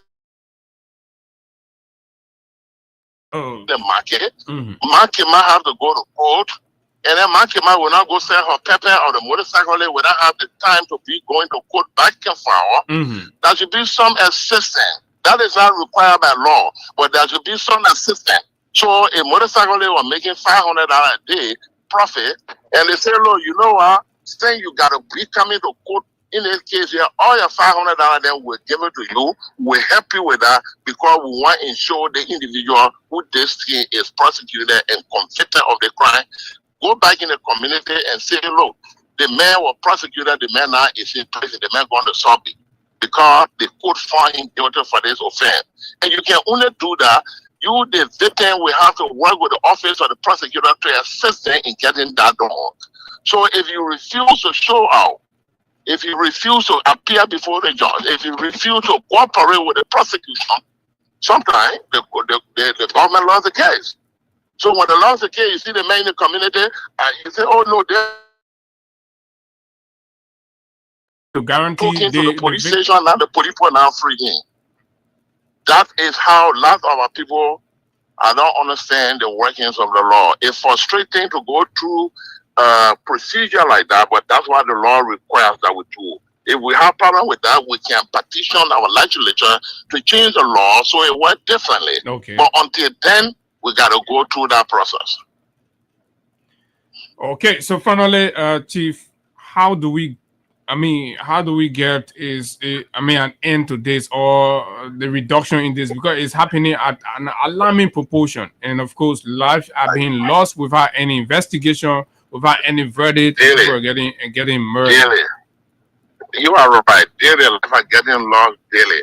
Look, protecting our communities is a shared responsibility. We have to stand up. We got to work together as community dweller. We got to work with the law enforcement people. We got to bring the law enforcement people and tell them this is what you need to do. You're not doing it. We got to stand out in the community. But we should desist from killing people we suspect of committing crime. That message, Abu, is sent out. HAGGAI just coming from Nigeria. HAGGAI know exactly how Nigeria operates. You saw a lot of things in Nigeria. So you don't want HAGGAI at the airport in Lagos, sitting down there and someone talking say there's a country called Liberia. In that country, there is an alternative form of justice in Liberia other than the rule of law. People take the laws in their own hand and mock people to death. That is a bad thing for our country. That is a bad thing for Johnsonville, where that happened yesterday. That is a bad thing for the community, which they killed that young guy. The other day, they killed some people at the red light. That video was also all over on social media. Killing somebody, believing that the person is this person and the person is that person. If we can't deserve from doing things in here, we'll be carrying our country back, putting it in revolt. We can't continue to look at people blatantly break the law and we share it then. The police need to get involved seriously and go to those communities where the vigilante justice staff are taking place. All of the people in that community, arrest everybody. They will tell you who did it.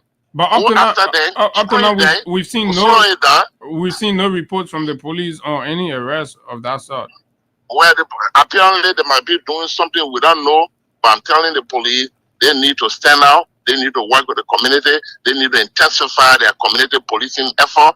They need to ensure that people who broke the law, people who kill people publicly are arrested and charged. This is how we can remedy this situation. Thank you so much for giving me air time. I don't know, I probably told most of your time this morning, but I appreciate the time. Thank you so much. Thanks a lot for your meaningful contribution. And that is an apolitical contribution to the whole conversation, which is good. Sometimes you get the experts' view, void of the politics. And these are the problem. They share responsibilities and all of that. And it has got to do with obsolete bureaucratic judicial processes that need to be revisited. And of course, to conform with the realities today. This is how I see it. I think we need to do a lot of reform and a lot of review of our justice system and our legal procedures, right? How it has to be done to accommodate, because the reason why the layman down there will abandon the process if he does not have the time, he doesn't have the extra resources. So you look at, I'm gonna be going to the court every day, and you forget about it. And he sits in the community and say, the police not working, the court not working. So what is the state doing to accommodate these people, right? Just as people who have the money and the extra revenue sources can go through the process, what can we do? And the old man spoke about it very well, right? Can the prosecutor office, provide a victim assistance program, something like that? And this is what the central government needs to be focused on. This is what the legislature needs to be focused on in the budget allocation processes. These are the areas they need to look at, right? Because even they themselves are not safe if these pockets, community violence continues and then they increase further, it becomes alarming. One day, if a lawmaker in a community just do something or maybe get involved, they will take mob action on you. So you need to act to save the community. Thanks to Sam Sign. And Abu, for me, the reason I think it is not catching national leadership attention is because it is not happening to some of them. But Abu, what is happening? This is a creeping sign of civil unrest, because it will reach to a point. You saw what happened in Nepal. It could reach to a point where citizens will start to go after leaders in the country, especially when they feel like you are the cause for their problem. Madagascar, therefore LEC. Yes. For current LEC, so going, coming, the poor get very, one thing we can do is to try to instill fear in who will be perpetrator. How do you do that? By taking cogent and stringent measure or action against current perpetrator, people who have already committed a similar crime. The way you treat them is going to serve as deterrence. We cannot keep our country like this. It is happening, and maybe again it's not catching anybody's attention, especially from the national leadership or the higher ups. But what happened today if somebody start running after all community dwellers, all district residents start going after a certain lawmaker because they believe that the lawmaker is the cause of their problem? These are just how things like this start. So there's a need that the government try to re-strategize and see how they can handle this. Is a creeping sign of conflict. Because once it continues to happen, it could lead us something, and it will not be good for the peace of our country. And I agree with you 100%. Star 255 star 1#. Star 255 star 1#. I bet a lot of you want to keep playing at a snail pace until in the last minute. Any which way it's possible in the last minute we can get 3, 4 winners, 5 winners, 6 winners, depend. Star 255 star 1#. So here there's this thing been trending. So we all have ignored and don't want to talk about it, but it's about the social attitude in the country, and all of that is important. So there's been this viral social media attacks and all of that. So there's been this lady who I'm told works in the office of Senator Yombli Kanga Lawrence, who has always been on the internet regularly and routinely, habitually, and insulting the former president of the Republic of Liberia, his wife, his family, and she takes it for pleasure. And of course, she works directly, I'm told, with the pro temp of the Republic of Liberia, President pro temp Yombli Kanga Lawrence, in her office. And on particular occasion, she's seen celebrating and of course sharing pleasantry with this very lady that she's aware of. She watch and she sees insulting and speaking in very demeaning, outrageous, and of course uncivilized manner towards the former president and of course his family and his wife and all of that, ignoring privacy, ignoring culture, ignoring everything, right? But there is this two-faced hypocrisy in like where people feel like when something is happening to HAGGAI, oh yes, HAGGAI is okay. But the moment it turns to John Brown, then why John Brown, then becomes an issue. The moral conversation starts. So all of that have not caught our attention. We chose not to get involved. But hearing that Yombli, because I think some segment of the CDC followership have said, look, no, this is nonsense. You see, when we were in power, we ignore some of these things. We were bullied into silence and all of that. So this time around, we're not going to condone or countenance these things. Anybody you come and put your attack on us, you bully us, you go after us. Remember they kind of coined the name UPix. They had to, it was in the opposition that seditions coined the name UPix. Because normally, United Partisans will always refer to seditions in very demeaning and, of course, denigrating fashion, and they feel okay with that. They call them stupidician, they call them all kinds of names and stuff. So the guy said, we accepted this for 6 long years. We're bullied, we're called names, we're reduced, and all of that. But we're not going to do that. So when you call us stupidician, we'll call you UPix. We equate you to pigs, and that thing has equally created a balance. And you see right now, United Party people barely use the word stupidician because they know as soon as you say stupidician, they call you pigs, and they hate being called they hate being called UPix. So that has seemingly killed all of debate. So now they're saying, oh, people always go after their political leader. They always insult and equate their political leader to nothing and call him names and blah, blah, blah, and try to reduce his statures and all of that thing. So this time around, they one lady say her work is on behalf of Yombli to always attack, insult, and in fact, lead the man, go for the man wife. Go for the man wife, bully the man wife, call her name, do all kind of things every other day. So the guy say, okay, we'll find breakfast for her. So they've been serving her breakfast recently. And in the process, they've drawn in Yombli, her relationship with Yombli, and they've said all kinds of things, just as she has been saying lots of things about the former president. But then all of a sudden, Yombli take lawyers to call some of the folks, the seditions that they identify, to call them and trying to take legal issues with them. And I'm like, are you kidding me? Are you serious? So let's see how far it goes. And we're going to follow. After the show, I will call the... Also, at this point, the legal advisor to the president don't identify that that is freedom of speech. No, you're a poor lawyer. Okay. So Yombli is too dignified to be spoken to, but Yombli feels okay when the former president of the Republic of Liberia is being attacked, insulted, demeaned, right, by her protege, right? So what message are you sending? But look, we'll hold it right there. We'll contact Susan and we'll talk about it and see. So let me be sure whether yes it's happening. Then we'll open big Pandora box. If your fee says a certain group of human beings in the country better than your friend, we'll tell you say that lie, right? No group of human being better than a friend in the country. So you sit down there and then you allow, your staff to be insulting the former president, ignoring the scene where the man was in power.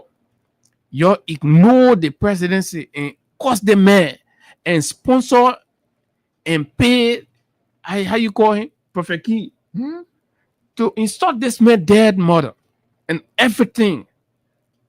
Then you come back and you want to show that attitude. Look, man, and that's what this morning I send kudos to those foot soldiers that this is what you have to do. Do you know what it means to have an organization and then you have the standard bearer of that organization? Then you sit down, you fold your hand. Somebody is insulting. Then no, nobody should make you feel if you ideologically protect your tendency means, oh yeah, you're lesser human. Then look at the nonsense, and then you'll be like trying to discourage citizens and say, oh, the man go for a successful son, blah blah blah. So what about young children that in America? Are they not successful? Can they be compared to your children? Can the status of Baka children and what they're acquiring now be compared to yours? So if you think you can do that, right? Well, why can't you? So the same standard doesn't apply. That's hypocrisy, and this thing is not going to work. And I like the courage, the fighting spirit of the young cadres within the CDC because they are seeing the CDC beyond Mr. Weir. If you sit down, Weir gets the score, the standard of your party gets the score, demean and reduce, that means you have no future. You have no future. You have to go back and start worshiping their children because guess what?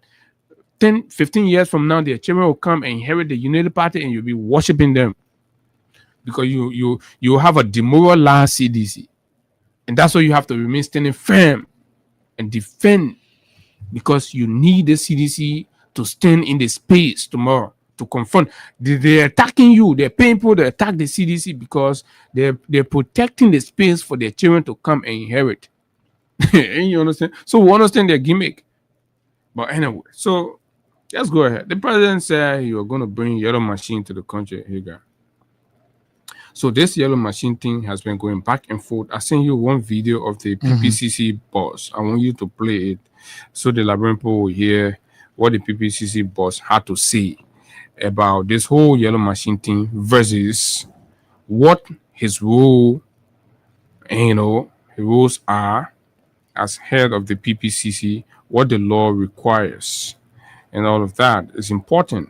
So when you know these things, then you're able to just oppose exactly so for the common man to understand whether the things that are happening are right or wrong. There is a front page Africa publication also on the matter, right? That will be very good for you to also know. So why he got tries to gather that? Let me see what we can do with the publication. This is going to take us home, but just before that time, continue playing on *255*1#. *255*1# is the code, and let's see. The moment we reach the threshold, we'll do the draw. One shot, and of course we get the winners here, rice or money, just whichever one the players are qualified to win. You definitely get it because I'm told it is rice and the 5K. Okay, so that the rice is just the extra bonus and the 5K is the price. Is the price. Yeah. So you see there. So once we reach, we do the draw. It's up to you. You have like 31 minutes to go. Right, 31 minutes. You're still dragging at a snail pace. Imagine you win your $5,000 and then you get your one bag of rice. So you're not taking extra, 3,000 or 2,000 and change from that 5,000. So the 5,000 is going to stay with you. Then you get your one bag. You set your one bag down. Then you get 5,000. You can do your own calculation depending on what your needs are or what you want to do. *255*1#. The more you play, the better your chances are to win. Right here on the Freedom Morning Rise. So we got 30 minutes to go, and in that 30 minutes we can achieve, right? We can achieve a lot. Put it in the front page Africa newspaper. Right, but just before that, let's play the PPCC boss's comment. My Excellency, the President, is invited to anything. We were invited, like Excellency the President, BBCs were invited. The President set up a special committee to look at the whole yellow machine situation process, headed by the Vice President. And in our law, in the PCC Act, that was more or less for national procurement. If you go in our Act, PCC participation on the yellow machine trip was more or less a due diligence trip, and it's backed by the following section of our law. Section 5, that C, by G to 2. To maintain integrity and transparency, he said as an invited observer. Wasn't there to make decisions on who will weigh the bill or anything, no. That role will play with what the channel along the Vice President. We're there to advise that particular committee the President set up on the whole procurement process as it relates to the acquisition of the yellow machine. That's what we're there for. And then I believe we came back from that trip, and the Vice President will give, we still go to that appropriate time. But what we say on that for now is the fact that there was a bidding process that went on. So why you can't speak about it? You say you went as observer. They invited a couple of companies. So when you go as observer, then you speak about something, you can speak about the other one. You say the Vice President. So no, why arrangement that you, the independent observer now, according to this man, you went as observer. So I won't speak to that part because that procurement process was make successful. determination At the appropriate time, the contract or not, but rather to. thank you on that. But that's what we'll get there as the seven. Yeah. And I don't understand that We have no right to because select who become the vendors or not. in the whole But there procurement was process, that there's the government, evaluations, different procurement processes. right? As And opposed to so, how what does the those law people say is will about apply. That's what we'll play. him getting Now, one of the issues with that? Does the law actually create an opportunity for him, right? That evaluation is about making the assessment and visitation, review, and all of that, and so on and so forth. The head of the Liberal Public Procurement and Concession Commissions (PPCC) has got several functions, and among those functions are implementing the Public Procurement and Concession Act. That means that entire law. When you're head of the PPCC, part of your function is to ensure that that law is implemented in government procurement processes, managing the day-to-day affairs of the institution, and then promoting transparency and accountability. Meaning, every actions and activities within government and government procurement policy, you as the head of the PPCC must ensure transparency. Transparency means openness. The process must be open. The process must be open, right? Clear and accountable. Accountability is telling the people every cent and dollar, the details of every action, the details of everything that's happening, the trip that you're making, and all of that. You don't do surreptitious travels and take secret decisions and make secret arrangements only when the media, particularly us, make noise about these things, and then you come back to say, the trip, that was nothing, man, I just went there. Have we ever, is that precedent? No. We don't have a precedent where there is a government procurement and then the PPCC bought John Kulu, I won't go on a trip as observer, or won't go observe. Where? Mama, you're not even ashamed to be saying that, sir. Now, to ensure capacity building, you build capacity of government procurement, department or divisions and all of that to ensure that they conform to best standards and best practices. They have the requisite skills, they have the requisite knowledge, power to deliver the job so that people don't, move on them. But in fact, when you the head are demonstrating a lame duck attitude, then what more about the rest of the staff? Digitizing, stakeholder engagement, enforcing compliance, monitoring and enforcing compliance with procurement regulations and standards. As a boss of the PPCC, you're supposed to ensure that any government contracts or procurement matter that are going on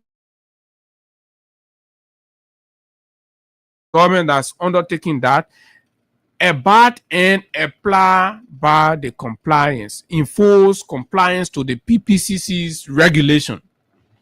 You do not allow a vice presidential committee set up a special requirements or procedure that you ought to follow and buy into.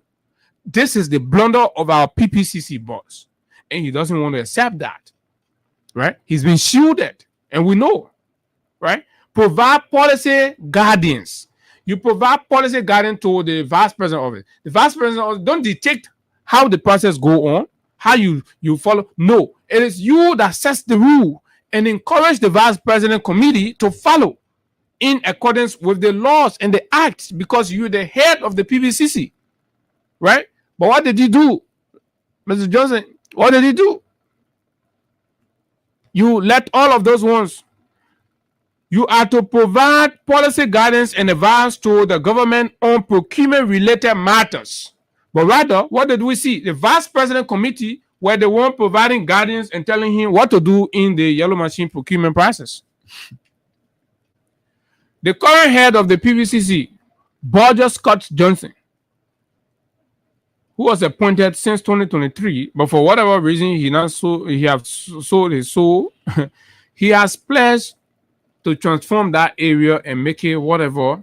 But on the contrary, in the instant case with the yellow machine procurement, big doubts continue hanging over his head and his decisions. Even folks within the entity are speaking to us, and they're telling us that no, these things are clearly what he said to Mika. What we just play is a complete cover up. It makes no sense, and we'll tell you how and why it makes no sense. As executive director of the Labor Procurement, Public Procurement Concession Commission, Borger Scott, as any other person, plays many rules, to include independent review. That is his office. What he is supposed to do, to independently review. Not a bare ball. Yeah. And HAGGAI in this case, because the bid process is on, there will be too many people, right?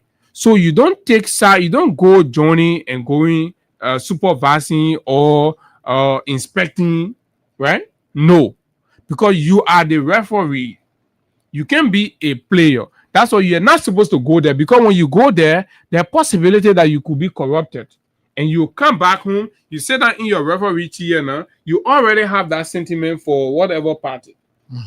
You've been convinced for a particular party.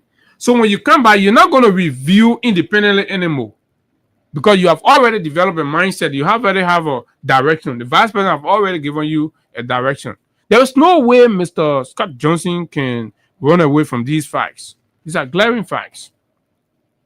Your ability to independently review and conduct an independent review and evaluation, to be able to evaluate the report and bidding document to ensure compliance, are questionable, because this is why you must be independent, so that when the reports come, all of the different participating bidders will send in the report to your office.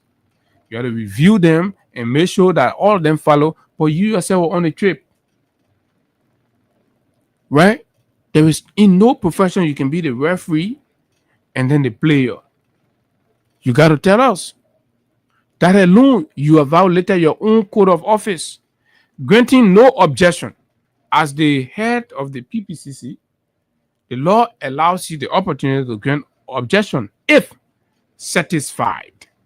The PPCC issues a no objection to the procuring entity, allowing the contract to proceed. That means the PPCC has got to be satisfied with all of the terms and conditions and blah, blah, blah, and all of the other things the law requires, and then say, oh yeah, we're satisfied, so granting no objection, let the contract go ahead. You sign the contract. That does not apply to this instant case. You play an advisory role, right? The PPCC director advises the government on procurement matters and ensure that procurement processes are conducted fairly and transparently. But participants within the process have been complaining. We will come to a particular instance, and that report is contained within the front page. Just open it, be skimming through it. Wait on the shit. No, the front page link that I sent you. Yeah. Right. The Facebook link. Right? Yeah. Authenticating compliance. Supposed to be the one in your office to authenticate through verifying that the bidding process was conducted in accordance with applicable procedures. How do you do that fairly and independently as required? If you form part of a committee, and he is right in that picture, you form part of a committee, you go to China and participate, and you come back to Monrovia and tell us that no, I was there, I was just observer. Why did we carry all the media people for? And at the go there, must we have the PPCC director there as well? Were we in the different hotel rooms and the conversations that were held, right? Were we in the special chambers, right, with these people? This is a clear demonstration of bias, and you're not supposed to. What you're supposed to do, you're supposed to ensure fairness, ensuring that bidders are treated equitably and without bias. Reviewing evaluation reports and bidding documents to ensure compliance with regulations. Now, the law also provides what the PPCC boss cannot do. And this is where it is going to defeat his comments at MICAT. The law says, as head of the PPCC, you cannot say there should be no involvement in evaluation process. And what they went for in China was an evaluation, right? The law says clearly the PPCC cannot get involved with evaluation processes. The PPCC executive director should not participate in the evaluation process or site visits. Then I'm saying this is what the law says. But you have a PPCC boss that went to MICAT and said, oh, he went there to observe. The law says you cannot visit site. You're not supposed to be part of site visits, as this could compromise the independence of the procurement process. God, this is it. So the entire yellow machine procurement process has been compromised. Has been bought. And we challenge them, all of them that are on that trip. You have the guy from Public Works. Another thing that you cannot do, you cannot participate, say, no pre-evaluation involvement. That means before the evaluation happens, that process is, you cannot be involved with it. But this PPCC boss has been involved with all of the pre-evaluation processes, thereby violating the laws. Folks, if we want to do things, let's do it clearly and do it in consonance with the laws. We can't be saying we're doing the right thing, but we're violating the laws and slapping the laws. They're always undertone. And I challenge the PPCC boss to come publicly and say the contrary, right? There might have been motives. Are you trying to protect your job? You have a 10-year job that extends, I don't know how many more years you got, right? But you have a 10-year job. Or you want to renew. So you join in a kind of cahoot with the vice president because he's passing around guaranteeing people now. Right? Once you're okay with the vice president, that means you can get your renewal. And for that, you are prepared to violate and, of course, slap your own very law in the face. You're not supposed to get no pre-evaluation involvement. I challenge you to come and say, oh, no, the law did not say that. And I challenge you to come and say your action does not equate to pre-evaluation involvement and, of course, your involvement in the evaluation process. The PPCC should not be involved in the pre-evaluation stage, as this could create conflicts of interest and undermine the integrity of the procurement process. The law says when you get involved with pre-evaluation processes, right, that will what? Create conflict of interest. And this is it. So he's caught between applying the PPCC law and, of course, the mandate of the what you might call it, the vice president committee to this point. And this is how, when you read this publication, this article from Front Page Africa, Worrying, when you read this article, you open it, right? Yeah. Okay, just read from the screen there. So The other company protests. They wrote a protest letter. Yeah, so this is from the Front Page Africa. A local company, ABK Incorporated, has formally protested the Ministry of Public Works' decision to reject its multi-million-dollar bid for the supply of earth-moving equipment and utility trucks, describing the action as questionable and inconsistent with the ministry's own evaluation findings. In a letter dated August 27, 2025, and signed by the Public Works Minister Roland Lafayette Guinness, the ministry informed ABK that its bid submission met all of the qualification requirements and specifications as outlined in the bidding documents. Just hold it there. Just read that part again, right? In a letter dated August 27, 2025, and signed by Public Works Minister Roland Lafayette Guinness, the ministry informed ABK that its bid submission met all of the qualification requirements and specifications as outlined in the bidding documents. All right.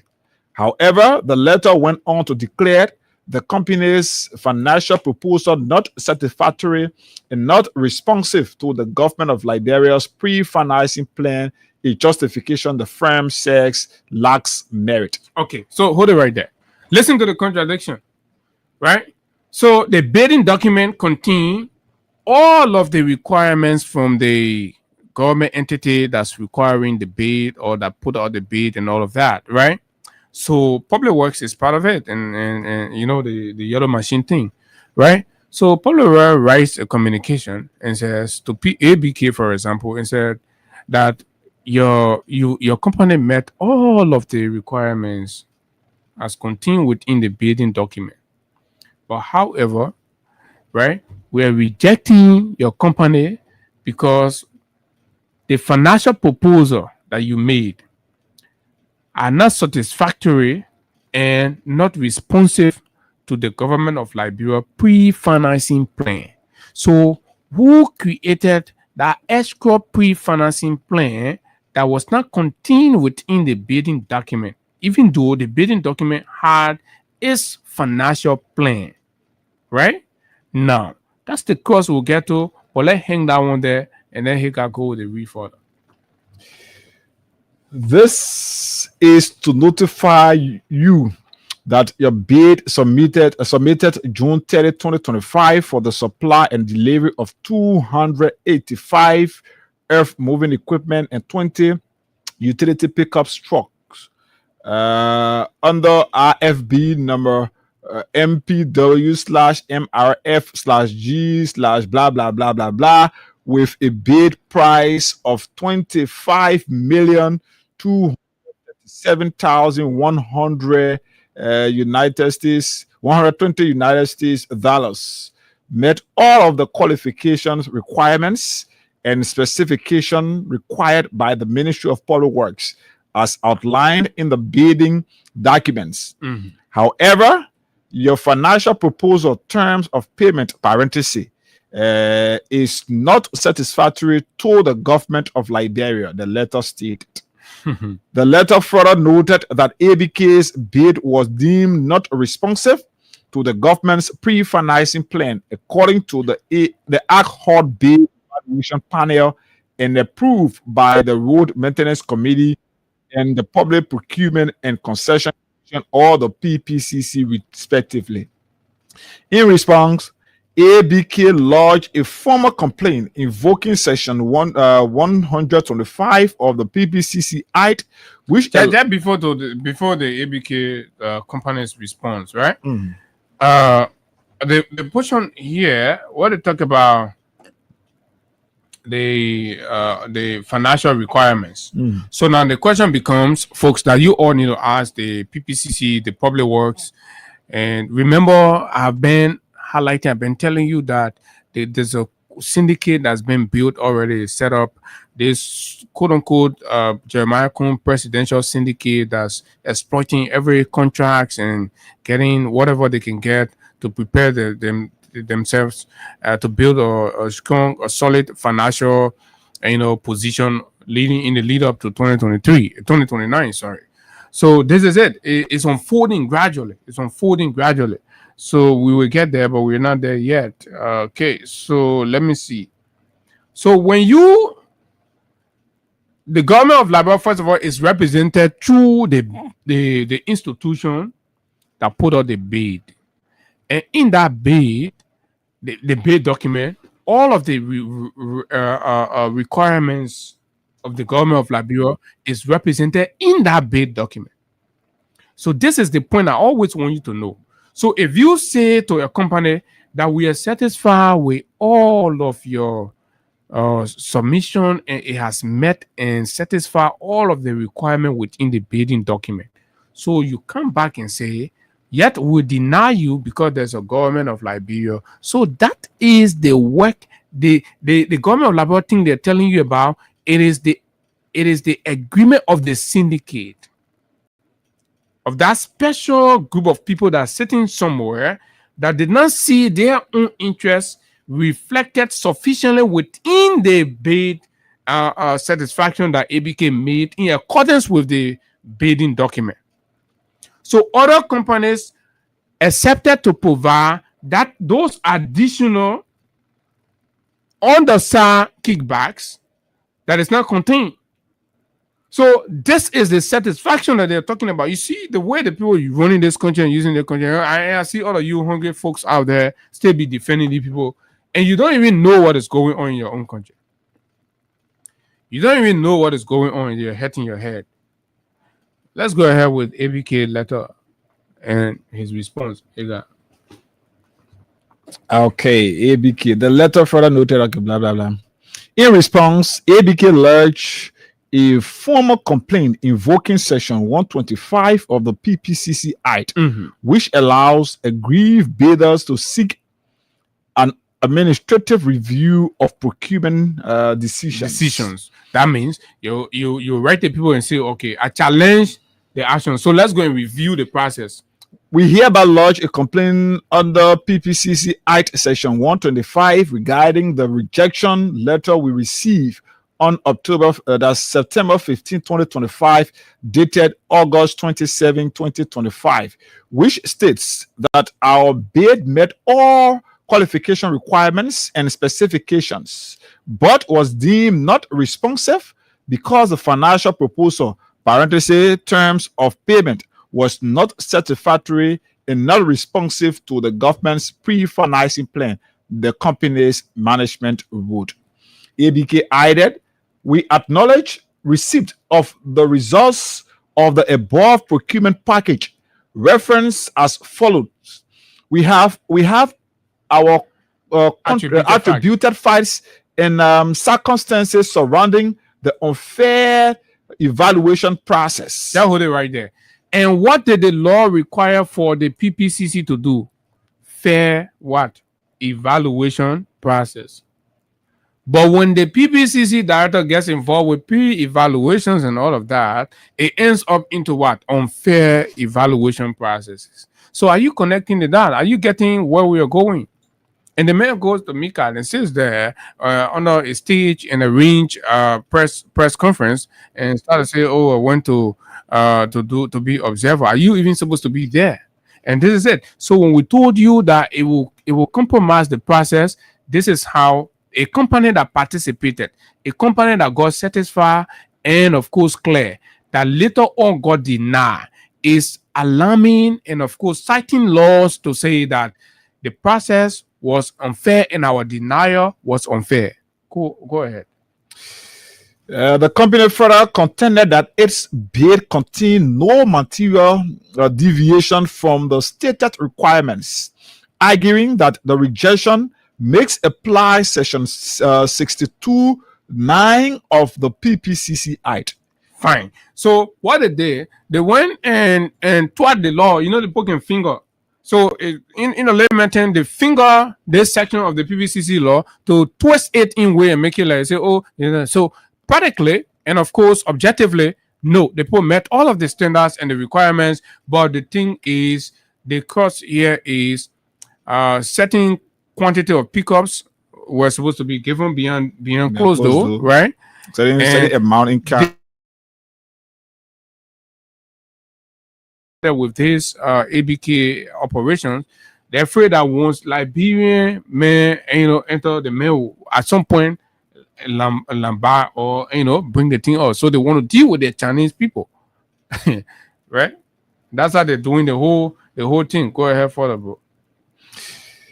ABK maintained that it possesses the financial capacity to pre-finance 100% of the contract within 4 months, pledging adherence to all terms and conditions outlined in the local purchase order and specific contract conditions. And this capacity was communicated, and it is known to the bill evaluation committee, it's known to the vice president committee, it's known to everybody associated, it's known to the president office. The bank always also acknowledged and said that yes, they have the capacity. But the committee, the special committee of feature thieves, say no, we get our pickup and our million and our guarantee. When we start coming for the million, the Labrador company will play Fitija, like can we say Fitija or so we not agree. The company listed US 20,575,000 in total assets and outlined its sources of funding. 1, US 10 million as income. 2, US 10 million as a bank letter of credit, and 3, US 575,000 in real estate and transportation assets. The United Bank for Africa, or the UBA, also confirmed ABK's financial standing, forwarding a credit letter to the Ministry of Public Works verifying that ABK maintains active corporate accounts with the bank. So now, the committee says they didn't get the financial capacity. They wrote their whole bank statement, their whole financial, and of course their asset, over 20 million. Then, when the committee said that, the bank UBA said, no, this company talking about no, they're solid though. So the bank puts its name on it, send a communication to the committee and say, no, this company, they have this. Yeah, we can guarantee they can do this. But the committee says no. And a Labrador company, no. When we only our small thing will not cancel one Chinese. So clearly indicating that, of course, the process as required by the PPCC Act was violated. It was not done transparently. And the Director General of the PPCC sits there boldly and accept that. And partners are supposed to believe that we'll have a responsible PPCC in Liberia. Go ahead, Father. We would like to recommend ABK Incorporated for any legally suitable partnership venture that you may intend to undertake, because the company has proven to be financially viable, reliable, and honest since inception of operation with the United Bank for Africa Liberia Limited, or the UBA, the UBA route. We confirm our willingness to support credit financing structure requests from the company in excess of US 20 million, subject to satisfying the bank's credit policy requirements for the supply and delivery of delivery of 285 earth moving equipment and 20 utility pickup trucks under RFB number blah blah blah blah blah, and you know that. That 20 utility pickup truck, man, is when they keep pushing. So the ABK will say, okay, we'll put 20 pickup there. Like the pickup will be distributed. But however, this is it. So the bank go on further say, no, we have credibility in these people. They've been working on all this stuff. They have this. So in fact, we are prepared to give 20 million. And that's how you see initially the ABK company says in 4 months we'll pay the money that you require. In 4 month period. We'll pay that money and you get the machines in. But Mr. Kun, Haggai Kun say the Nima people. And say no, we don't want that one. So now we come to the controversy over the PPCC chief's role in China trade. It will always come back to the PPCC, because when you ignore the law, I think we are caught up with time, so we gotta we gotta hold it there. But folks, check get this read. Tomorrow we'll come, we'll do more. On that. But look, fine. you see, this is how they're running the country. This is exactly how they are running the country, and it's terrible. It's bad. It's unacceptable, and you can't be doing that. And you think you're running the country brilliantly.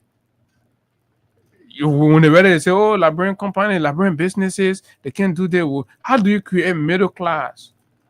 If a foreign bank is vouching for a Liberian company, you say no, take it because your possibility of kickback is not guaranteed. You take it from them. So we gotta go. Let's take 5 calls, please. To whoever is coming, let's give us 5 calls and then 5 calls 0776104104 just under 30 seconds. You've got to contribute right here.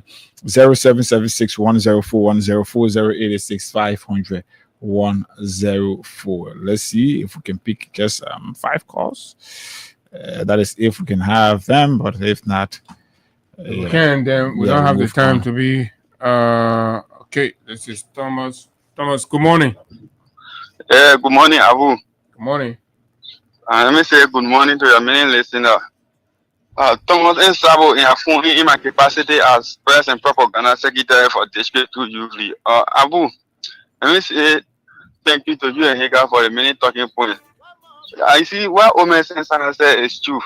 Imagine our passing coming in video one day and some guy put up a roadblock, start talking. They rude, I mean, because the president, that's a million man. Now what we here for? So imagine if that guy who have the mindset, when he hear a group who believe in him were there, you know what's going to happen to me. So this thing just happened. They got to pull the roadblock. The intent of that, they will not do it. And they will just start harming other people. That's correct. Who can't do young Blikanga and allow her leggy get in her office. No. That's not a conversation. We just did that in passing. So we're talking about the PPCC boss. The nation need to be rallied for that man to leave. Let him resign and leave the office. He had desecrated that office. Good morning. Good morning. How you coming on this morning? Good morning. Go ahead. Okay, go ahead. All right. I really admired Omer Sensana this morning when people were interviewing him related to security networking like we were here. It made my day. You see, what is unfolding in this country is sometimes the police too, they try to create an avenue for competition. At the end of the day, they think they're all ahead. Now, let's look at the most recent one where this guy, they were informed that this man was armed. Any call license or not. Okay, I'm sorry. I think we're going to talk about that thing tomorrow. And so I'm sorry. Time is fast spent. We got to go. We'll be here tomorrow. But until we are here, let's keep the peace of Liberia. This country will not burn. And tomorrow, HAGGAI will tell all of us what he brought from Nigeria. We never had the time to talk about that. So, folks, until we see you tomorrow, do have a wonderful time. Bye-bye. We just didn't meet the church. It's right there. We're almost, but we didn't. But let's hope the next announcer coming after us will definitely do the joy and make the payment. Until we see you tomorrow, do have a wonderful time. Bye-bye.